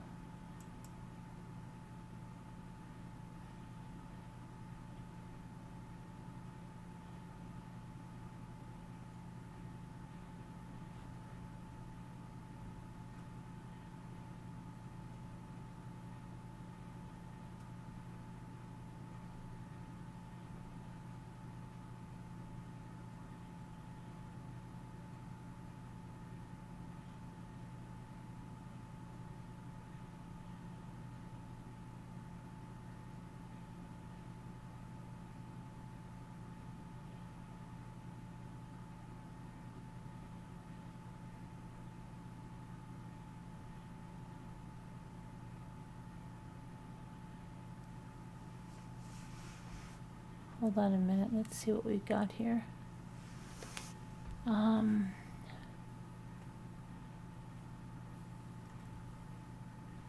Oh, there's a new season of White Lotus that's coming out, okay?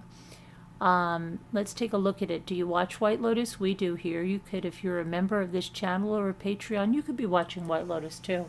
Now, all the more reasons to become a member or a Patreon, right?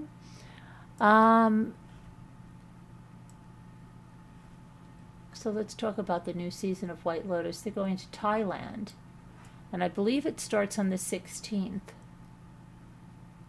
Get ready to check into the White Lotus in Thailand for season 3. Sadly, there's no room. Like, I don't want to give a spoiler, so I won't say that. Vying for your love or loathing at the indulgent Thailand outpost is Michelle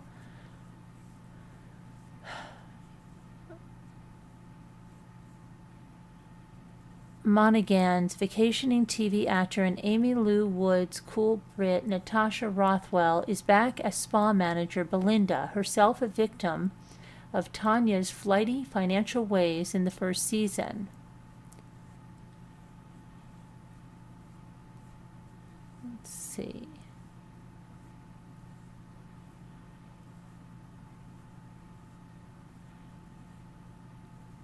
I don't want to give spoilers.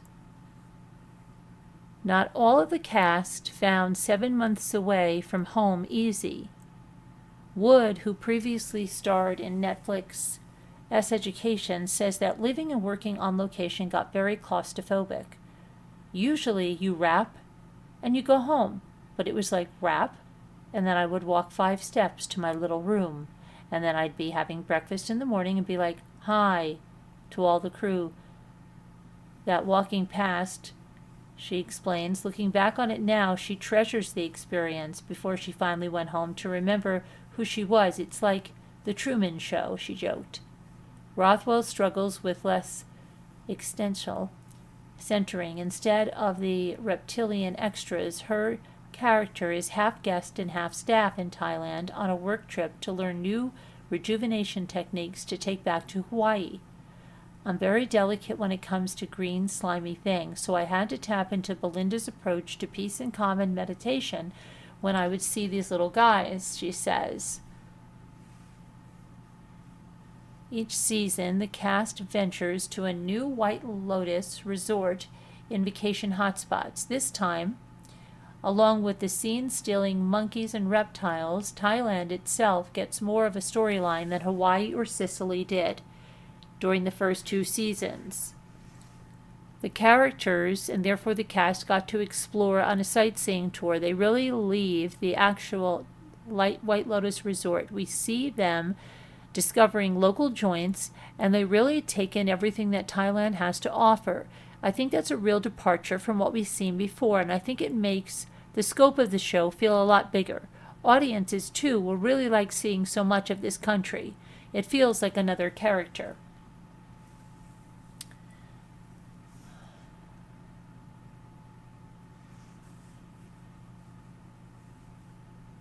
I want to be really careful not to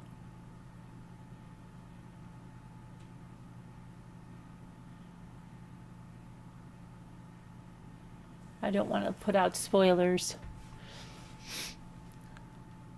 But I believe it starts the 16th, if I'm not mistaken.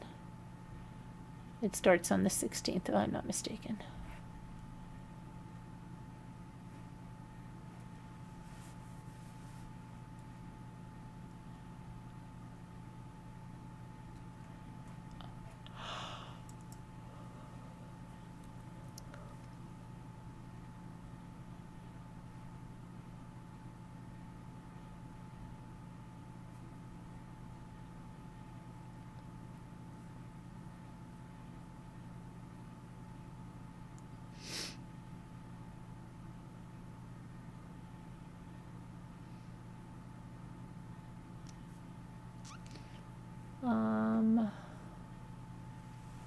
Let me see here. Tar balls wash ashore on Florida beaches. Tar balls.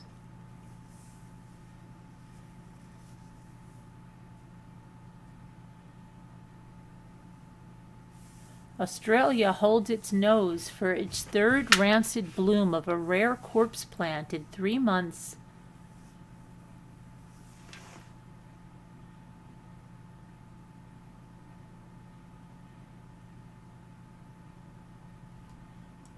Look at this. Watch this.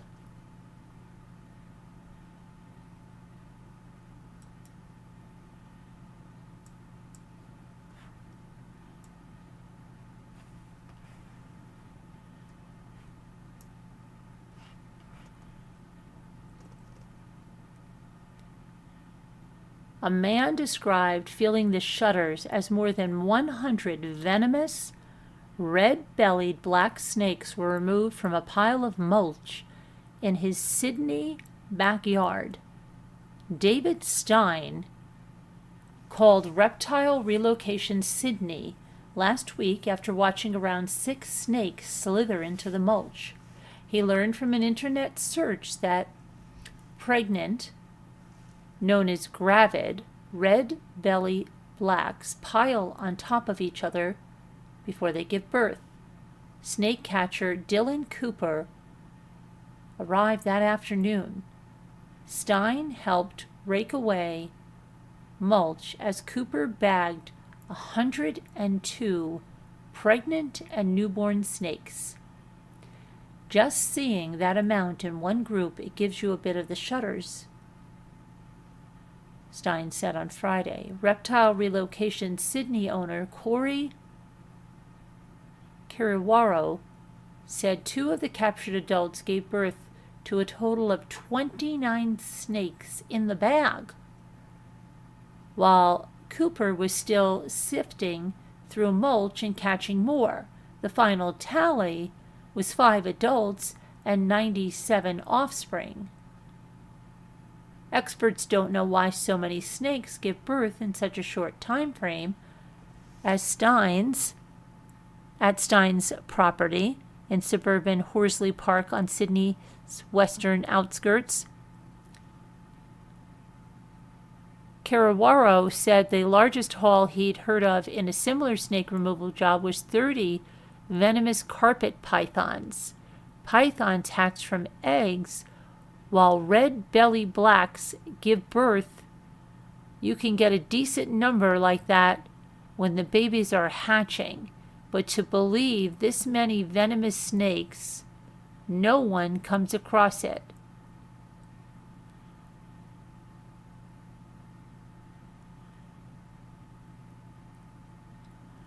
Okay, this is an isolated incident. It's certainly a very rare occurrence.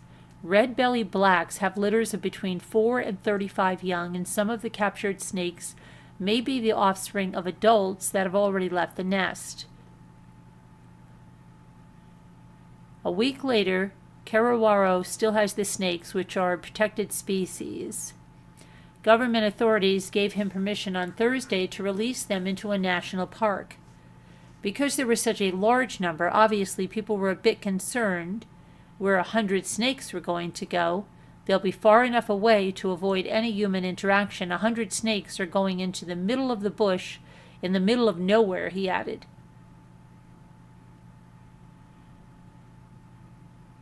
In December, Stein's 2-year-old Jack Russell Terrier, Belle, killed a juvenile red-bellied black that bit her. She spent 4 days in an animal hospital and recovered after multiple doses of antivenom. Stein says he has been told snakes could return to give birth in the mulch at the same time next year. Well, it's time to get rid of the mulch there, okay? Within the next couple of days, this big pile of mulch will be gone. Okay, we'll get rid of it.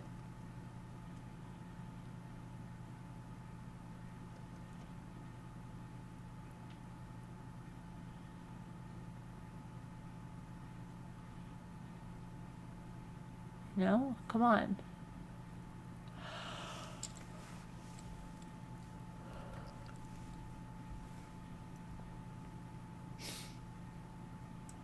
Oh, look at this.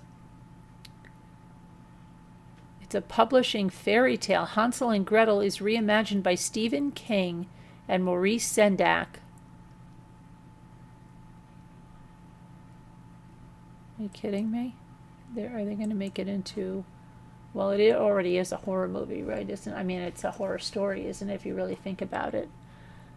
An upcoming edition of Hansel and Gretel combines the dark and singular talents of 2 literary giants who apparently never met, Stephen King and the late Maurice Sendak. HarperCollins publishers announced Thursday that the King-Sendak reimaging of the famed Brothers Grimm tale about 2 lost children in a frightening forest is scheduled for September 2nd. King's words will be complemented by sketches Sendak drew up for set and costume designs for a 1997 production of the Humperdinck opera. Is Engelbert Humperdinck still alive? Adaptation.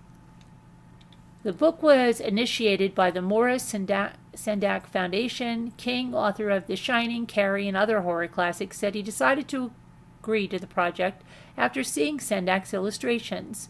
Two of his pictures in particular spoke to me. One was of the Wicked Witch on her broom with a bag of kidnapped children riding behind her.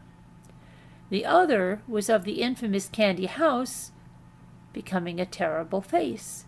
I thought, this is what the house really looks like, a devil sick with sin, and it only shows that face when the kids turn their backs.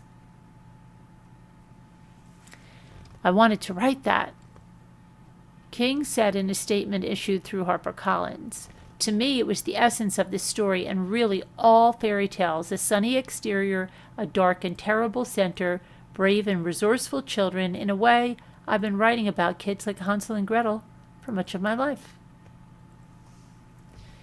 Okay, so representatives for King say he has no memory of meeting Sendak, although King has expressed admiration for the musical Really Rosie, a Sendak-Carole King collaboration. Sendak, who died in 2012, spoke about Hansel and Gretel about the time he was working on the opera in an interview published in a 2003 book, The Art of Maurice Sendak. He called the fairy tale the most profound of the Grimm canon. Generally speaking, most of Grimm is about heroic children. Hansel and Gretel are the most heroic of them all, says Sendak. Known for Where the Wild Things Are, In the Night Kitchen, and other children favorites, it's the toughest story in the world, and people are afraid of it. Yet it's famous because it's so truthful.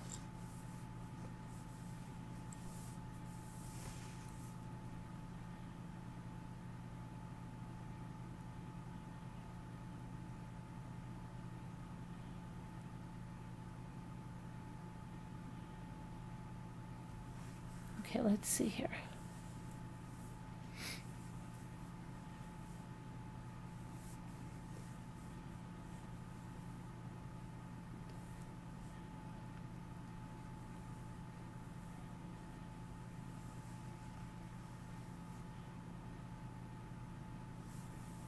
Let me see here.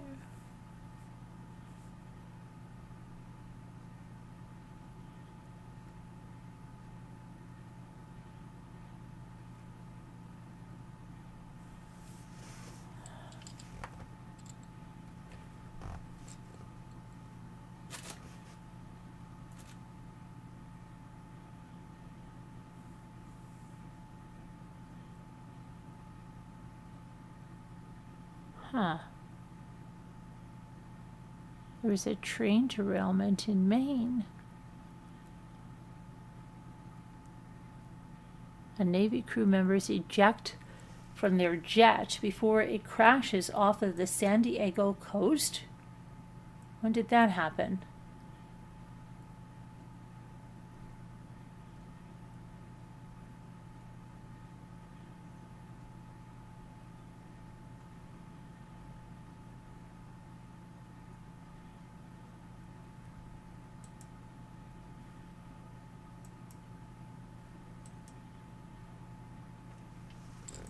Hold on, this is crazy. Another...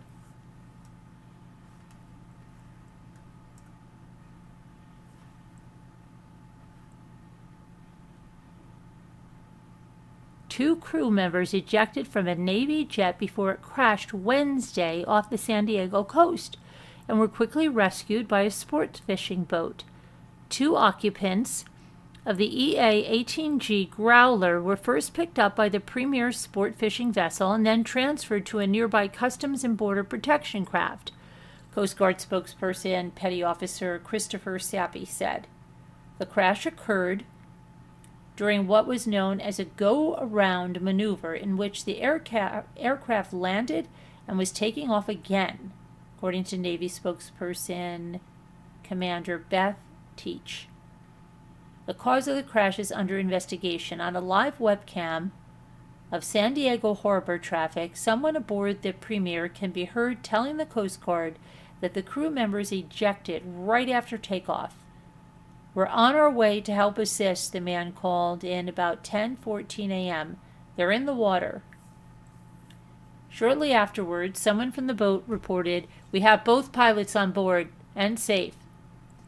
Brandon Vietz, captain of the Premier, said he had taken a dozen passengers out by Point Loma on a fishing trip when he heard a jet taking off from the naval base that seemed a little louder than normal. He turned and saw two people falling with parachutes. Vietz immediately headed towards them in the boat. The jet remained in the air for several minutes before diving into the water. All I could see was a plume of water and mud and muck, 70 to 80 feet tall.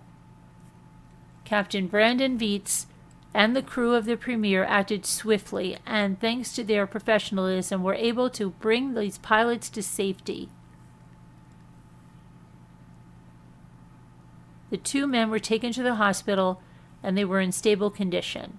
The Coast Guard deployed 2 vessels to safeguard the Growler wreckage in the San Diego harbor.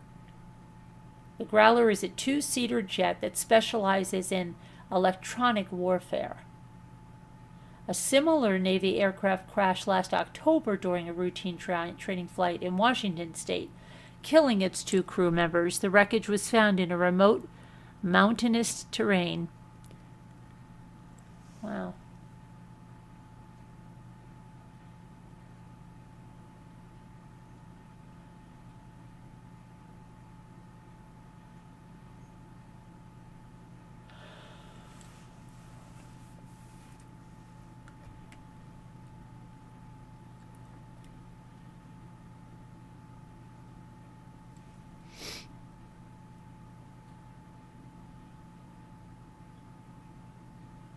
Okay, let's see.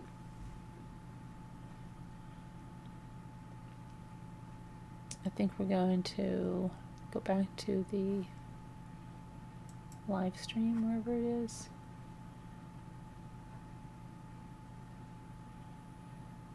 Here we are. Okay, so no, he's dead, Carolyn. Engelbert Humperdinck? Engelbert Humperdinck? No, really, Elle? Hold on a minute. I don't think so. I thought he was still playing in Vegas.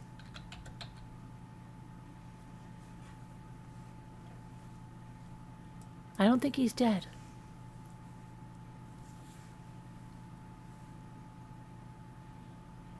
He's not dead. He's not dead, Elle. No. He was born in 1936. He's still alive, Elle. Engelbert Humperdinck is still alive, Elle. No, he's still alive. He even made something for Valentine's Day 2025 on his Instagram 9 hours ago, Elle. He's alive.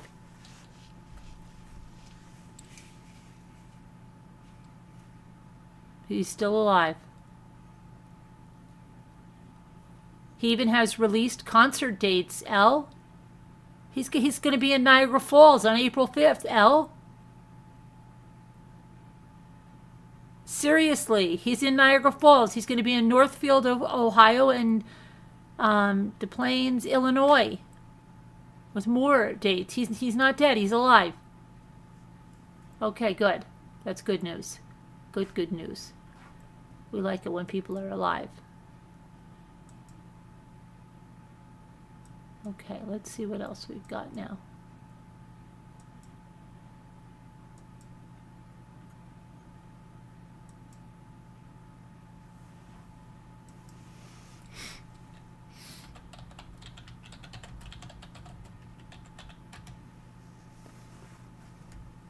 Okay, we used to do this.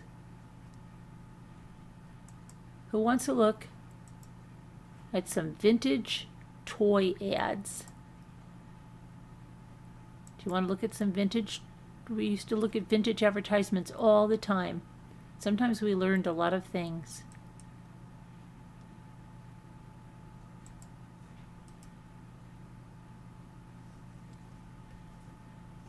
Okay.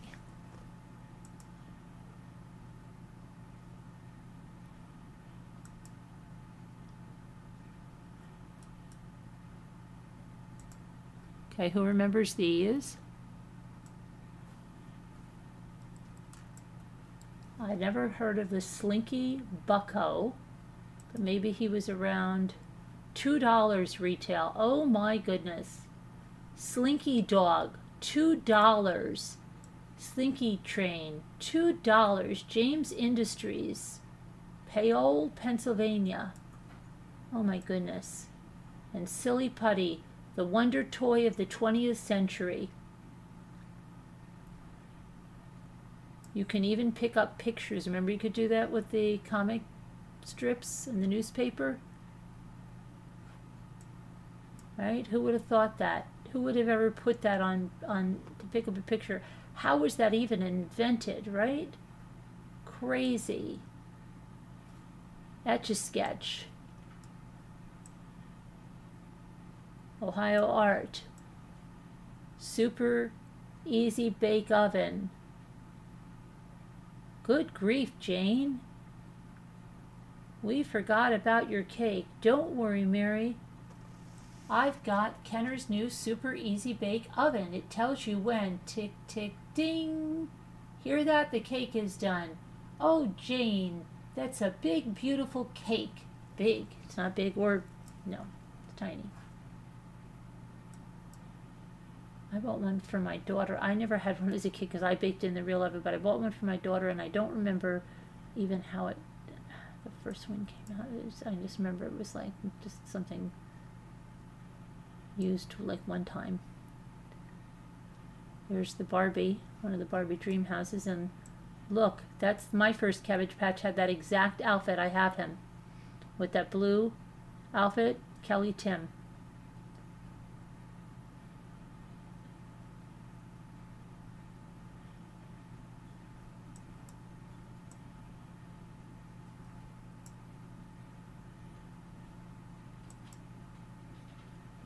And of course, Little Tykes. Little Tykes.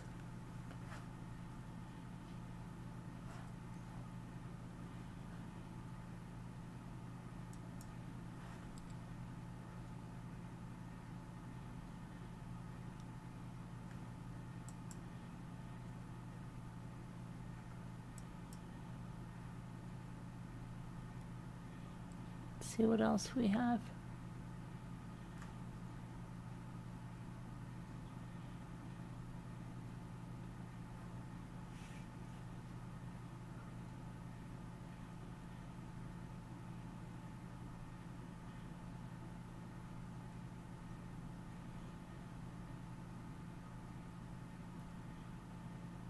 Oh my gosh, I never remember this. Who the heck ever saw this?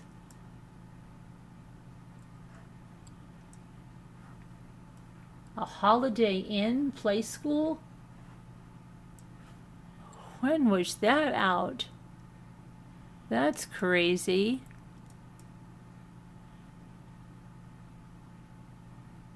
Huh.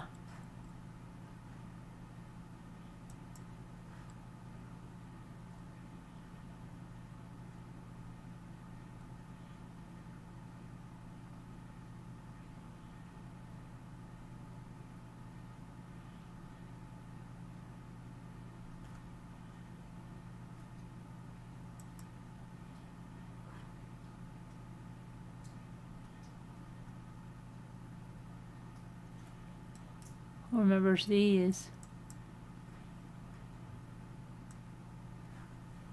Lucky Locket Kittles. You had those little lockets. Remember that one? We had this one. I know we have that one because I...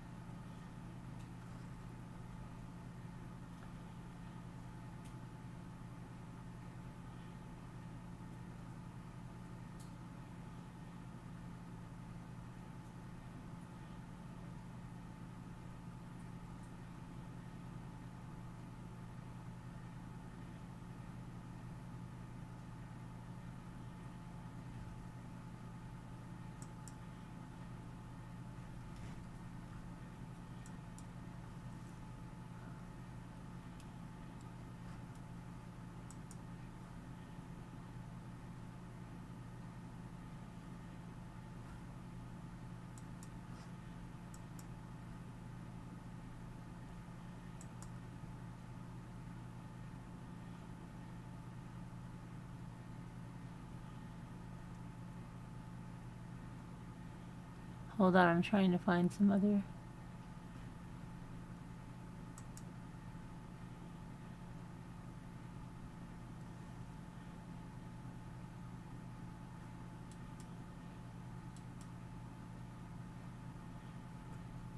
Remembers the mochichi.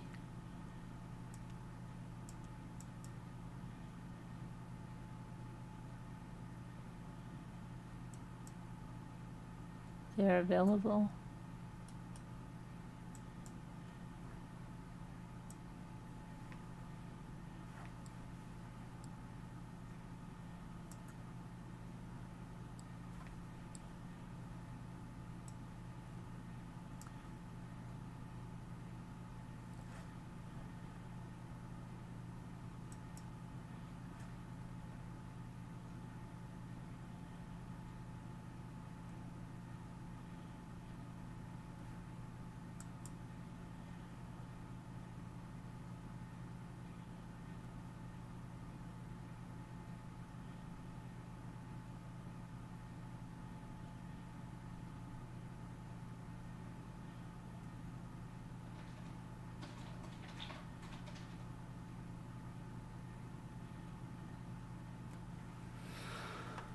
Oh.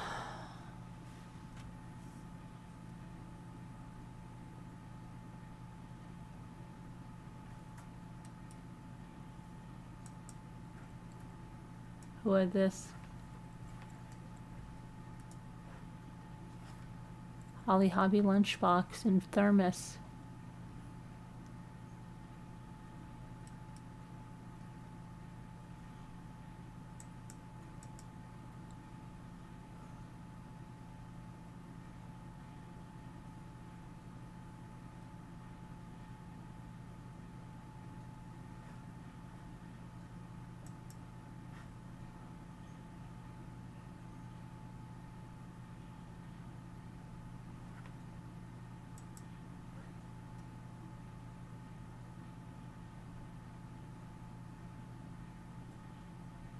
I had this telephone when I was a kid. It had a big operator that came out of the top, and she had a telephone. I loved that thing.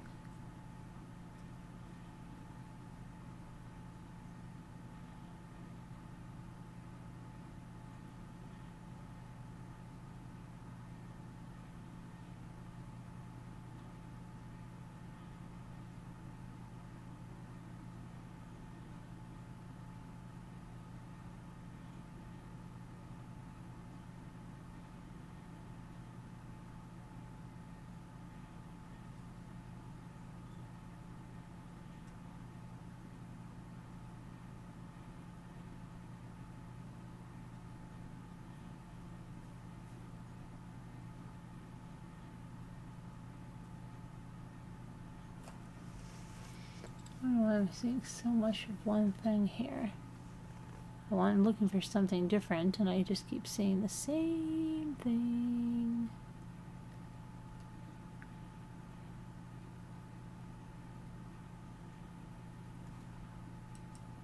Remembers this? Creepy crawlers.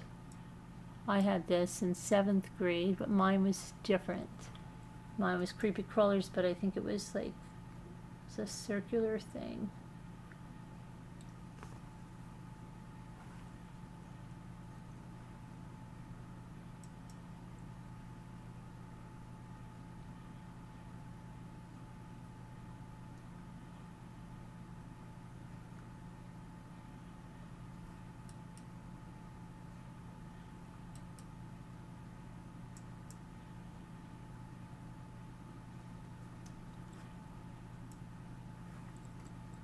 Or the camp out tent.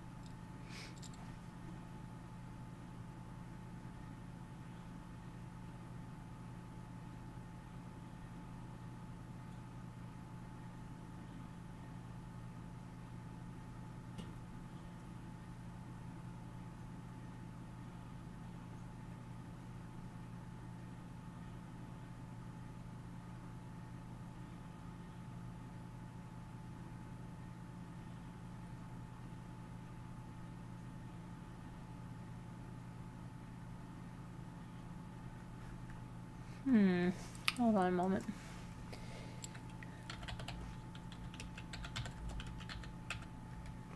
I don't remember what these black and white movies. I forget where we watched them. We must have watched them in a Zoom or something.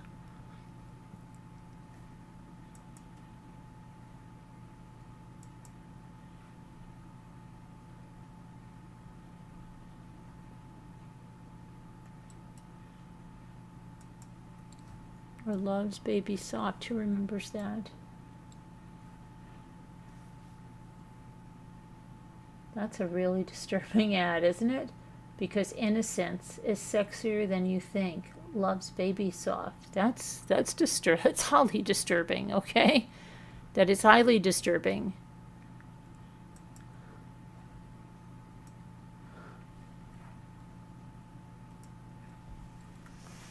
Lady, why you leave?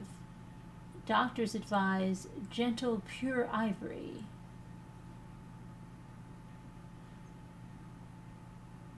Your train going in 5 minutes. Where's a drugstore? Where's my head? What? Mrs. Gibson, I've forgotten Jerry's cake of ivory. Yes'm, says Sam, now as smooth as chocolate custard. Mrs. Gibson is not telling all. She's going to get that ivory for herself, too. It's the pure complexion soap. Doctors advise gentle, pure ivory. What in the freak is that?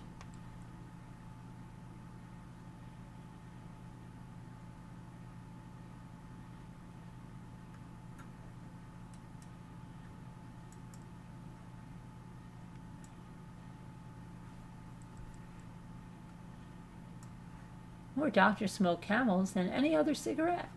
That's great.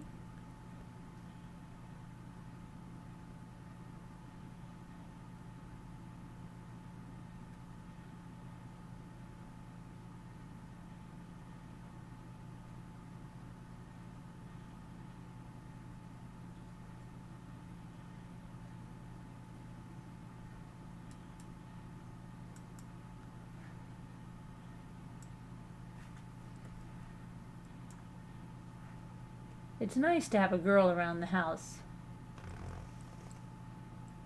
Really? Dacron. That's disturbing.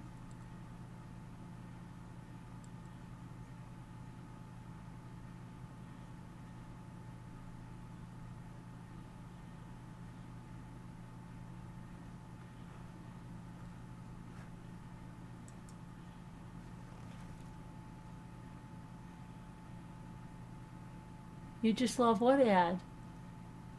Which one? This one with your head, with the guy's foot on your head?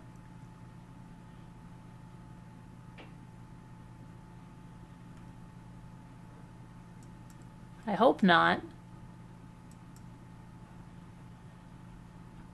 I really hope not.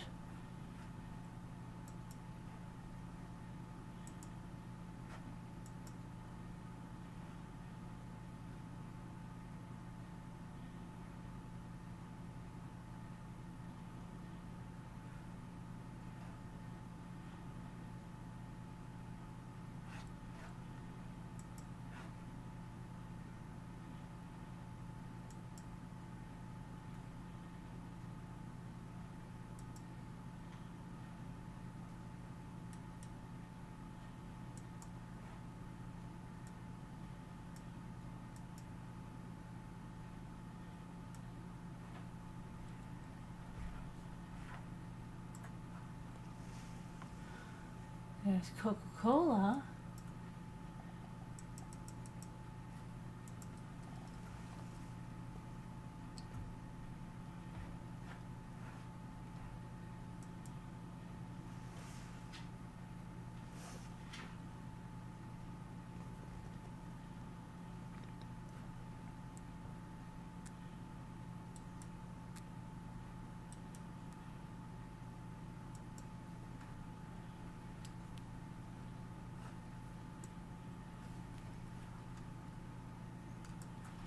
For growing great, Wilson's Maltexo, the great strength food. Plain with cod liver oil, 3 kinds with halibut oil and orange juice. Sounds delicious. That sounds just delicious. Oh my gosh.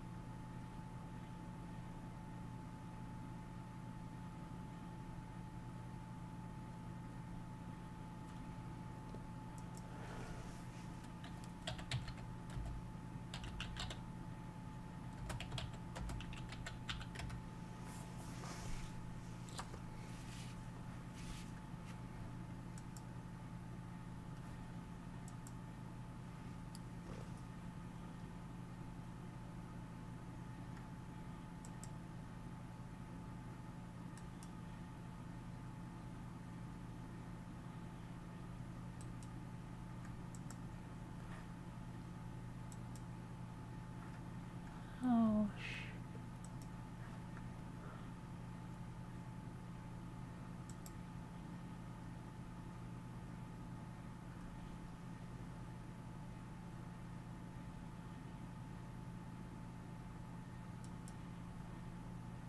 here's something.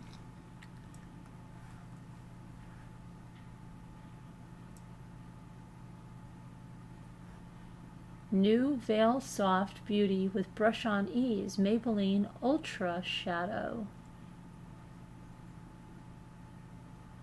Never before could eyeshadow be so softly beautiful, so easy. No more hard edges, no streaking. The gentle soft brush actually blends the delicate jewel tone color as you apply. Heavenly shades: sapphire blue, amber brown, jade green, blue pearly gray, turquoise, plus exciting pearl white ultra shadow for dramatic brush on highlights. Only $1. Only $1.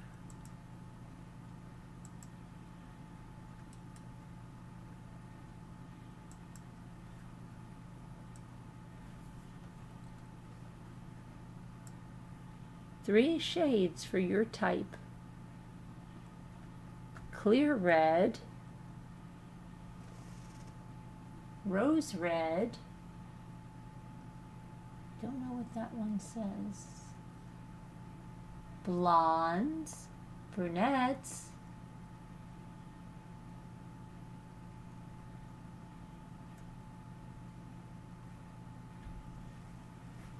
rose red.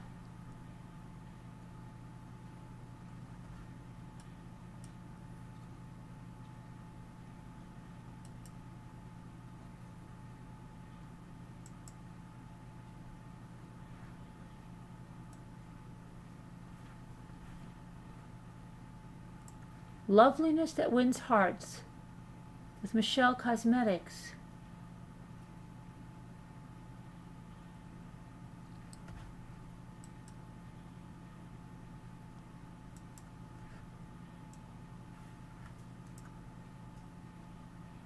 Lucille Ball, Lured, the new lipstick from Hollywood.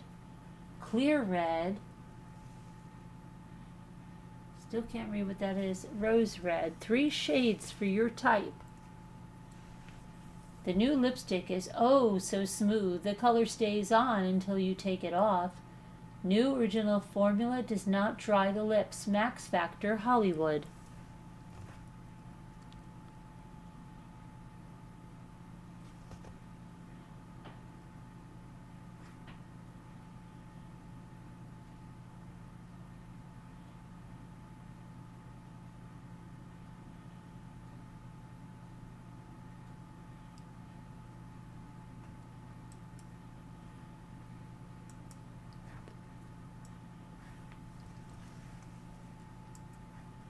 Here's another one. Blonde, brunette, brunette, redhead, a brownette, a brownette. Try True Color lipsticks. The color stays on through every lipstick test. A truly remarkable lipstick. Created in original lifelike shades of red based on a new patented color principle discovered by Max Factor Hollywood. Lovely reds, glamorous reds, dramatic reds, exclusive with True Color lipstick designed to accent the individual beauty of your type. Smooth in texture, non-drying, True Color lipstick helps keeps your lips soft and lovely. $1. Only $1. Complete your makeup in color harmony with Max Factor Hollywood Powder and Rouge. Lucille Ball in RKO Radio's Valley of the Sun. Looks so natural.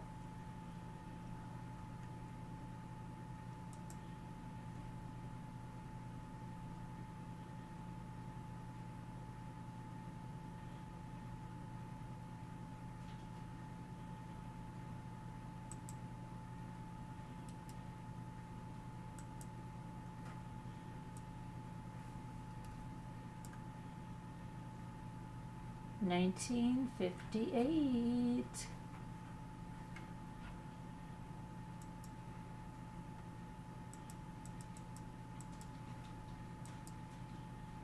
I am your Avon representative, and I bring you fragrance news. Expect me with the new Persian Wood fragrance family and a preview of Avon's exciting Christmas gifts. Oh, look at that.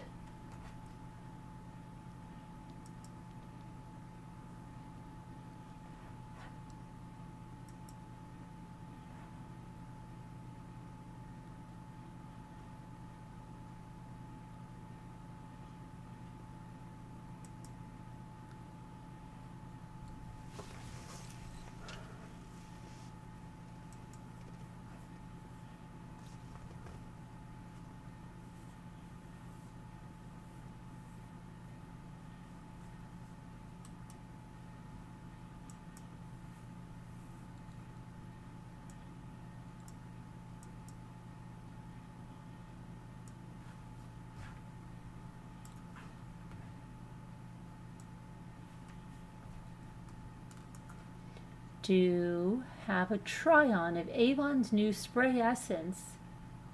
Look at that. She just loves it. She's just spraying it over and over again on herself. Come on. And we used to watch that one that they were talking about deodorant and everything, remember? They never used it before.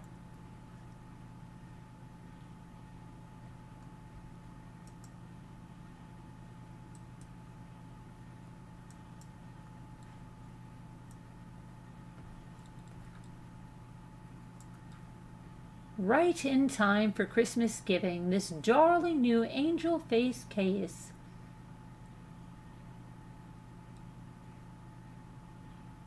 New angel face mirror case. Now in a beautiful new case for your handbag. This makeup that's a foundation and powder in one by Pond's. Oh, isn't it nice? Angel face.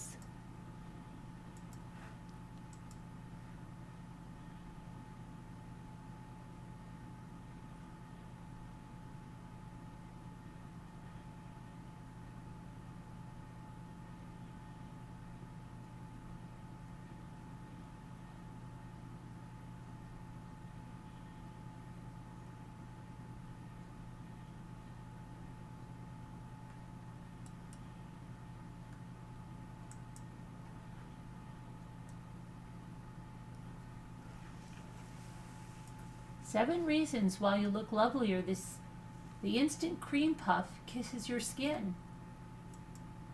Look at that cream puff.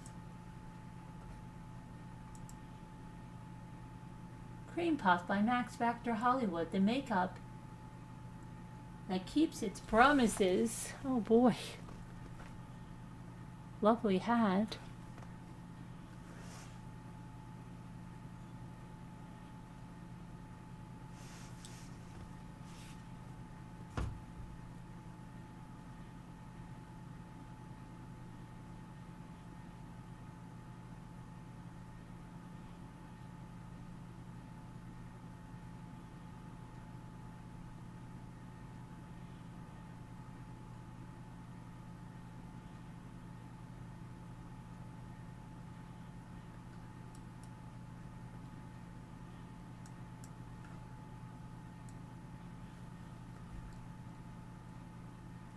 Oh, that sweet honesty feeling after your bath.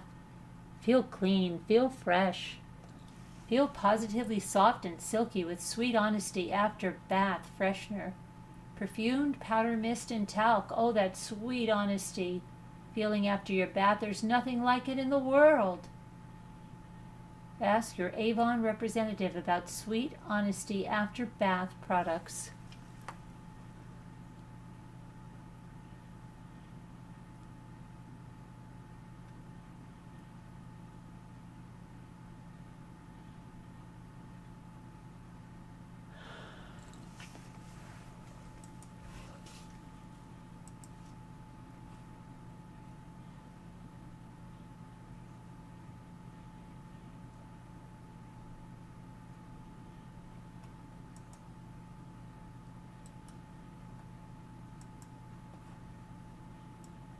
Elizabeth Taylor, this is the perfect one to end with tonight. Remember Valentine's Day, February 14th. He remembered, and any girl loves any man for that. Why don't you? Elizabeth Taylor. Whitman's Chocolates, the famous Whitman sampler, Whitman's Heart Boxes. Elizabeth Taylor co-starring in Ivanhoe, an MGM production. Color by Technicolor. A woman never forgets the man who remembers. Look at that. £1, $2, £2, $4. Isn't that interesting?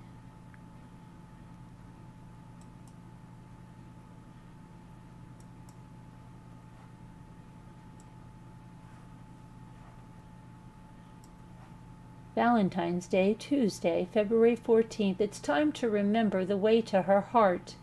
Whitman's Chocolates. A woman never forgets the man who remembers.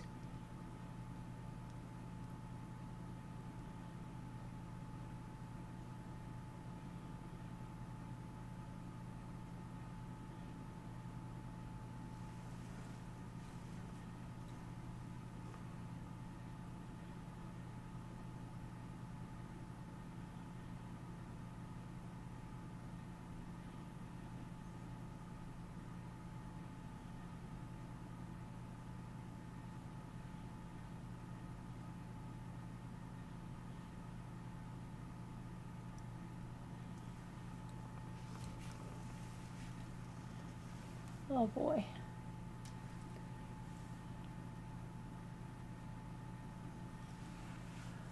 I think we're gonna go back to this. Now let's see. Hello there. Hi, Sassy Darcy. I actually got flowers today for my husband. Never happens. I wonder what he's done. LOL. Hopefully nothing. I ordered some Sweet Honesty online. It does not smell the same as I remember. Oh no.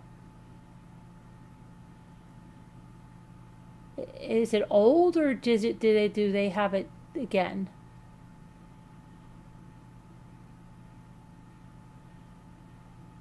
Sassy Darcy, will you be selling in tomorrow's auction? Please do let me know. All right, let's see. I think it's time for the word cookie. Hello, Kevin Leonard. I didn't see you pop in here. All right. Oh, Julianne Gonzalez. Hi, Julianne. Hi, everyone. Happy day. It's still Valentine's Day here, Julie. Still here. Good to see you. Good to see you. Okay.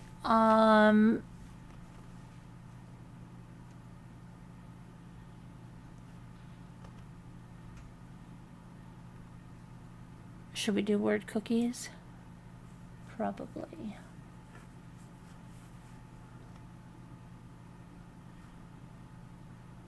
Please be sure to hit the like, share it out.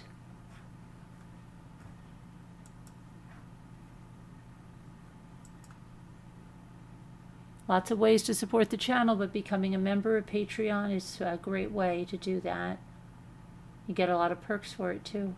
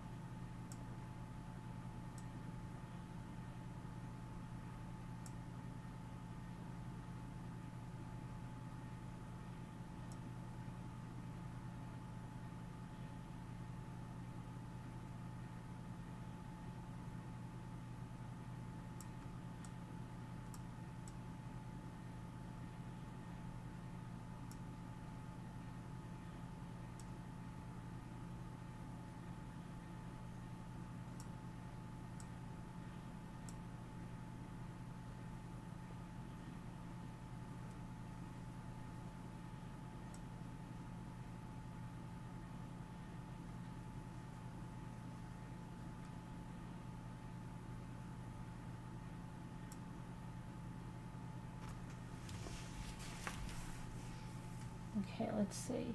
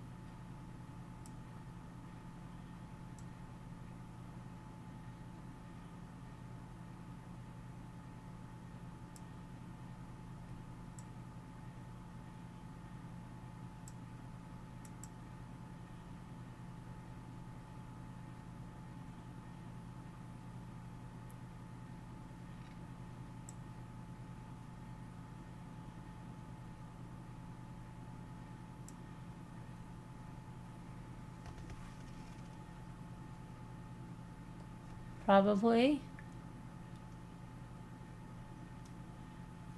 Okay.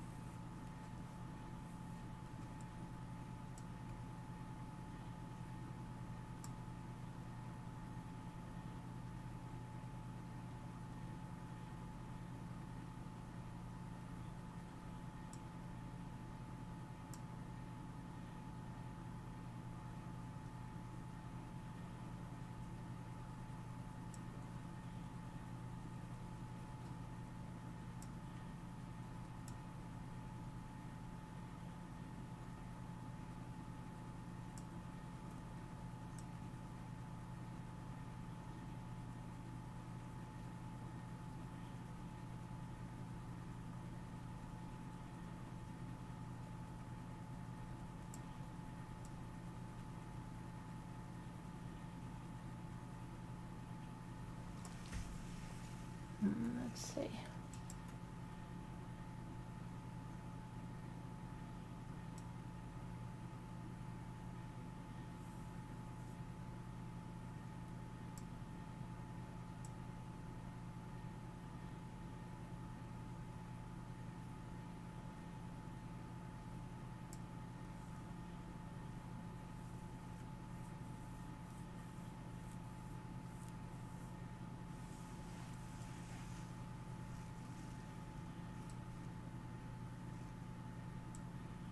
Sorry.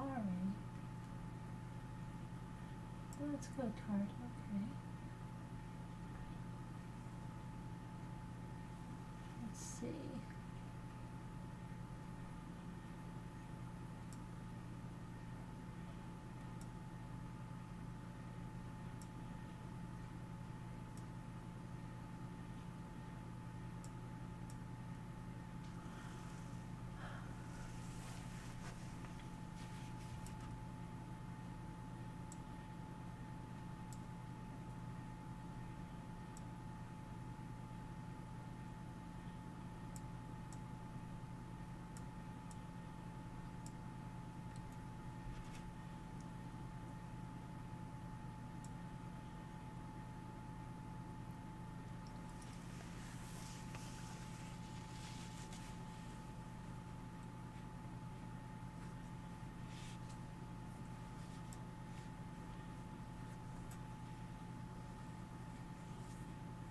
Hi, Debbie D. Asia? No.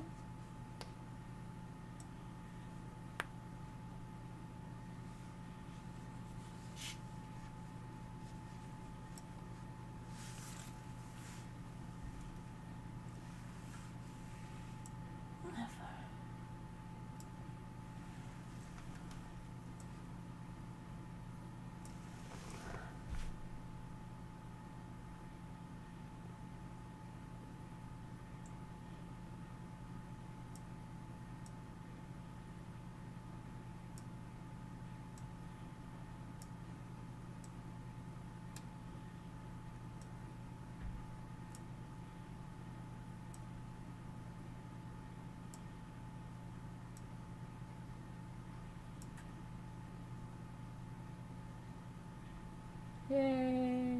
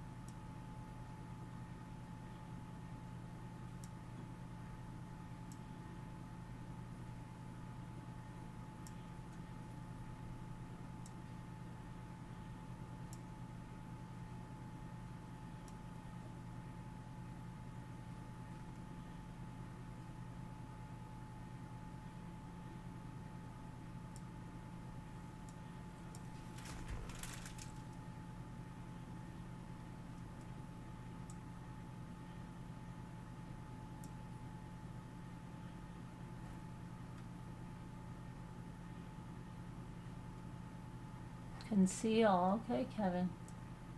Conceal. Good. Yay.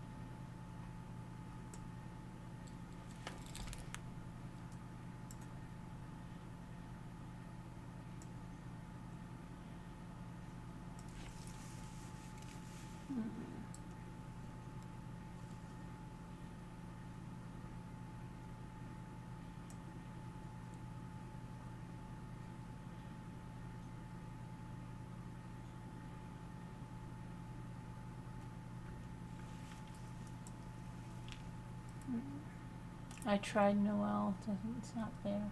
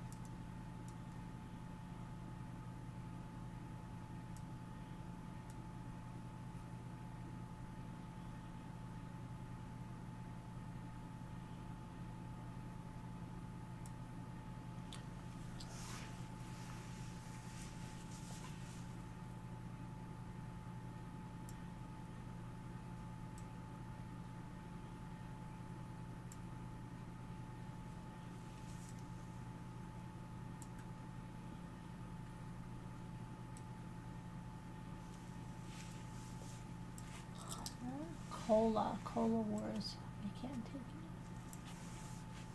No, no cola.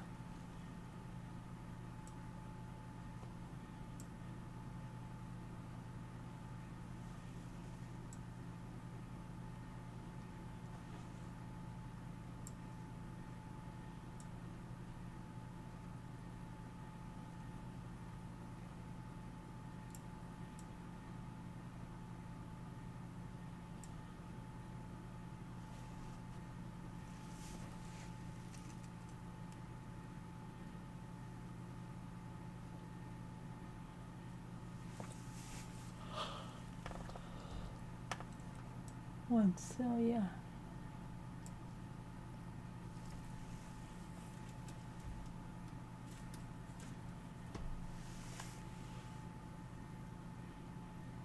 Oh, I know, alone.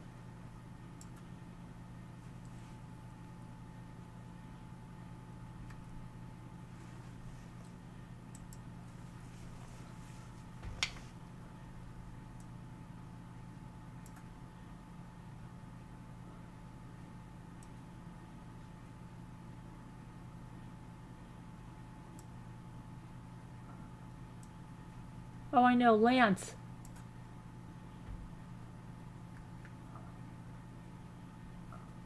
Oh.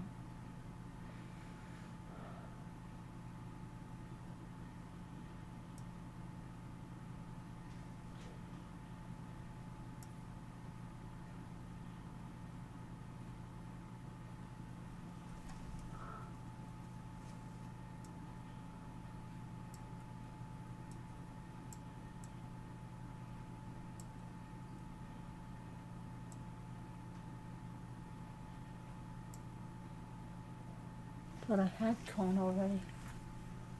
We just made an advancement, I'm pretty sure.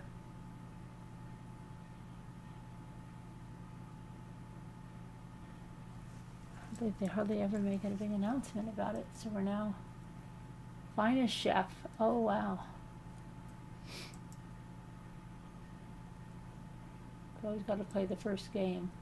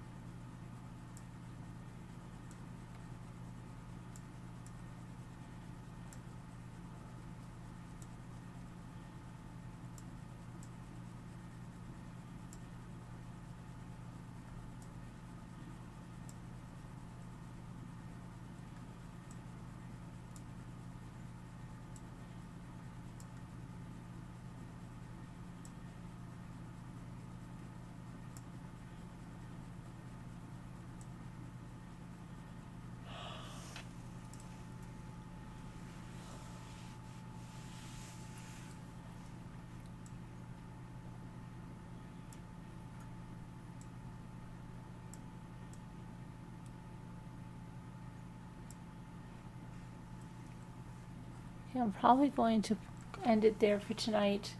Thanks for watching. If you're watching on the replay, you can still become a member or Patreon if you're not. You can still also leave a super thanks if you'd like to support the channel, or become a Patreon. We appreciate it very much. Thank you for watching, and I will talk to you tomorrow. Everybody be good, and let me see how I close this out. And stream, God bless. See you later. Happy Valentine.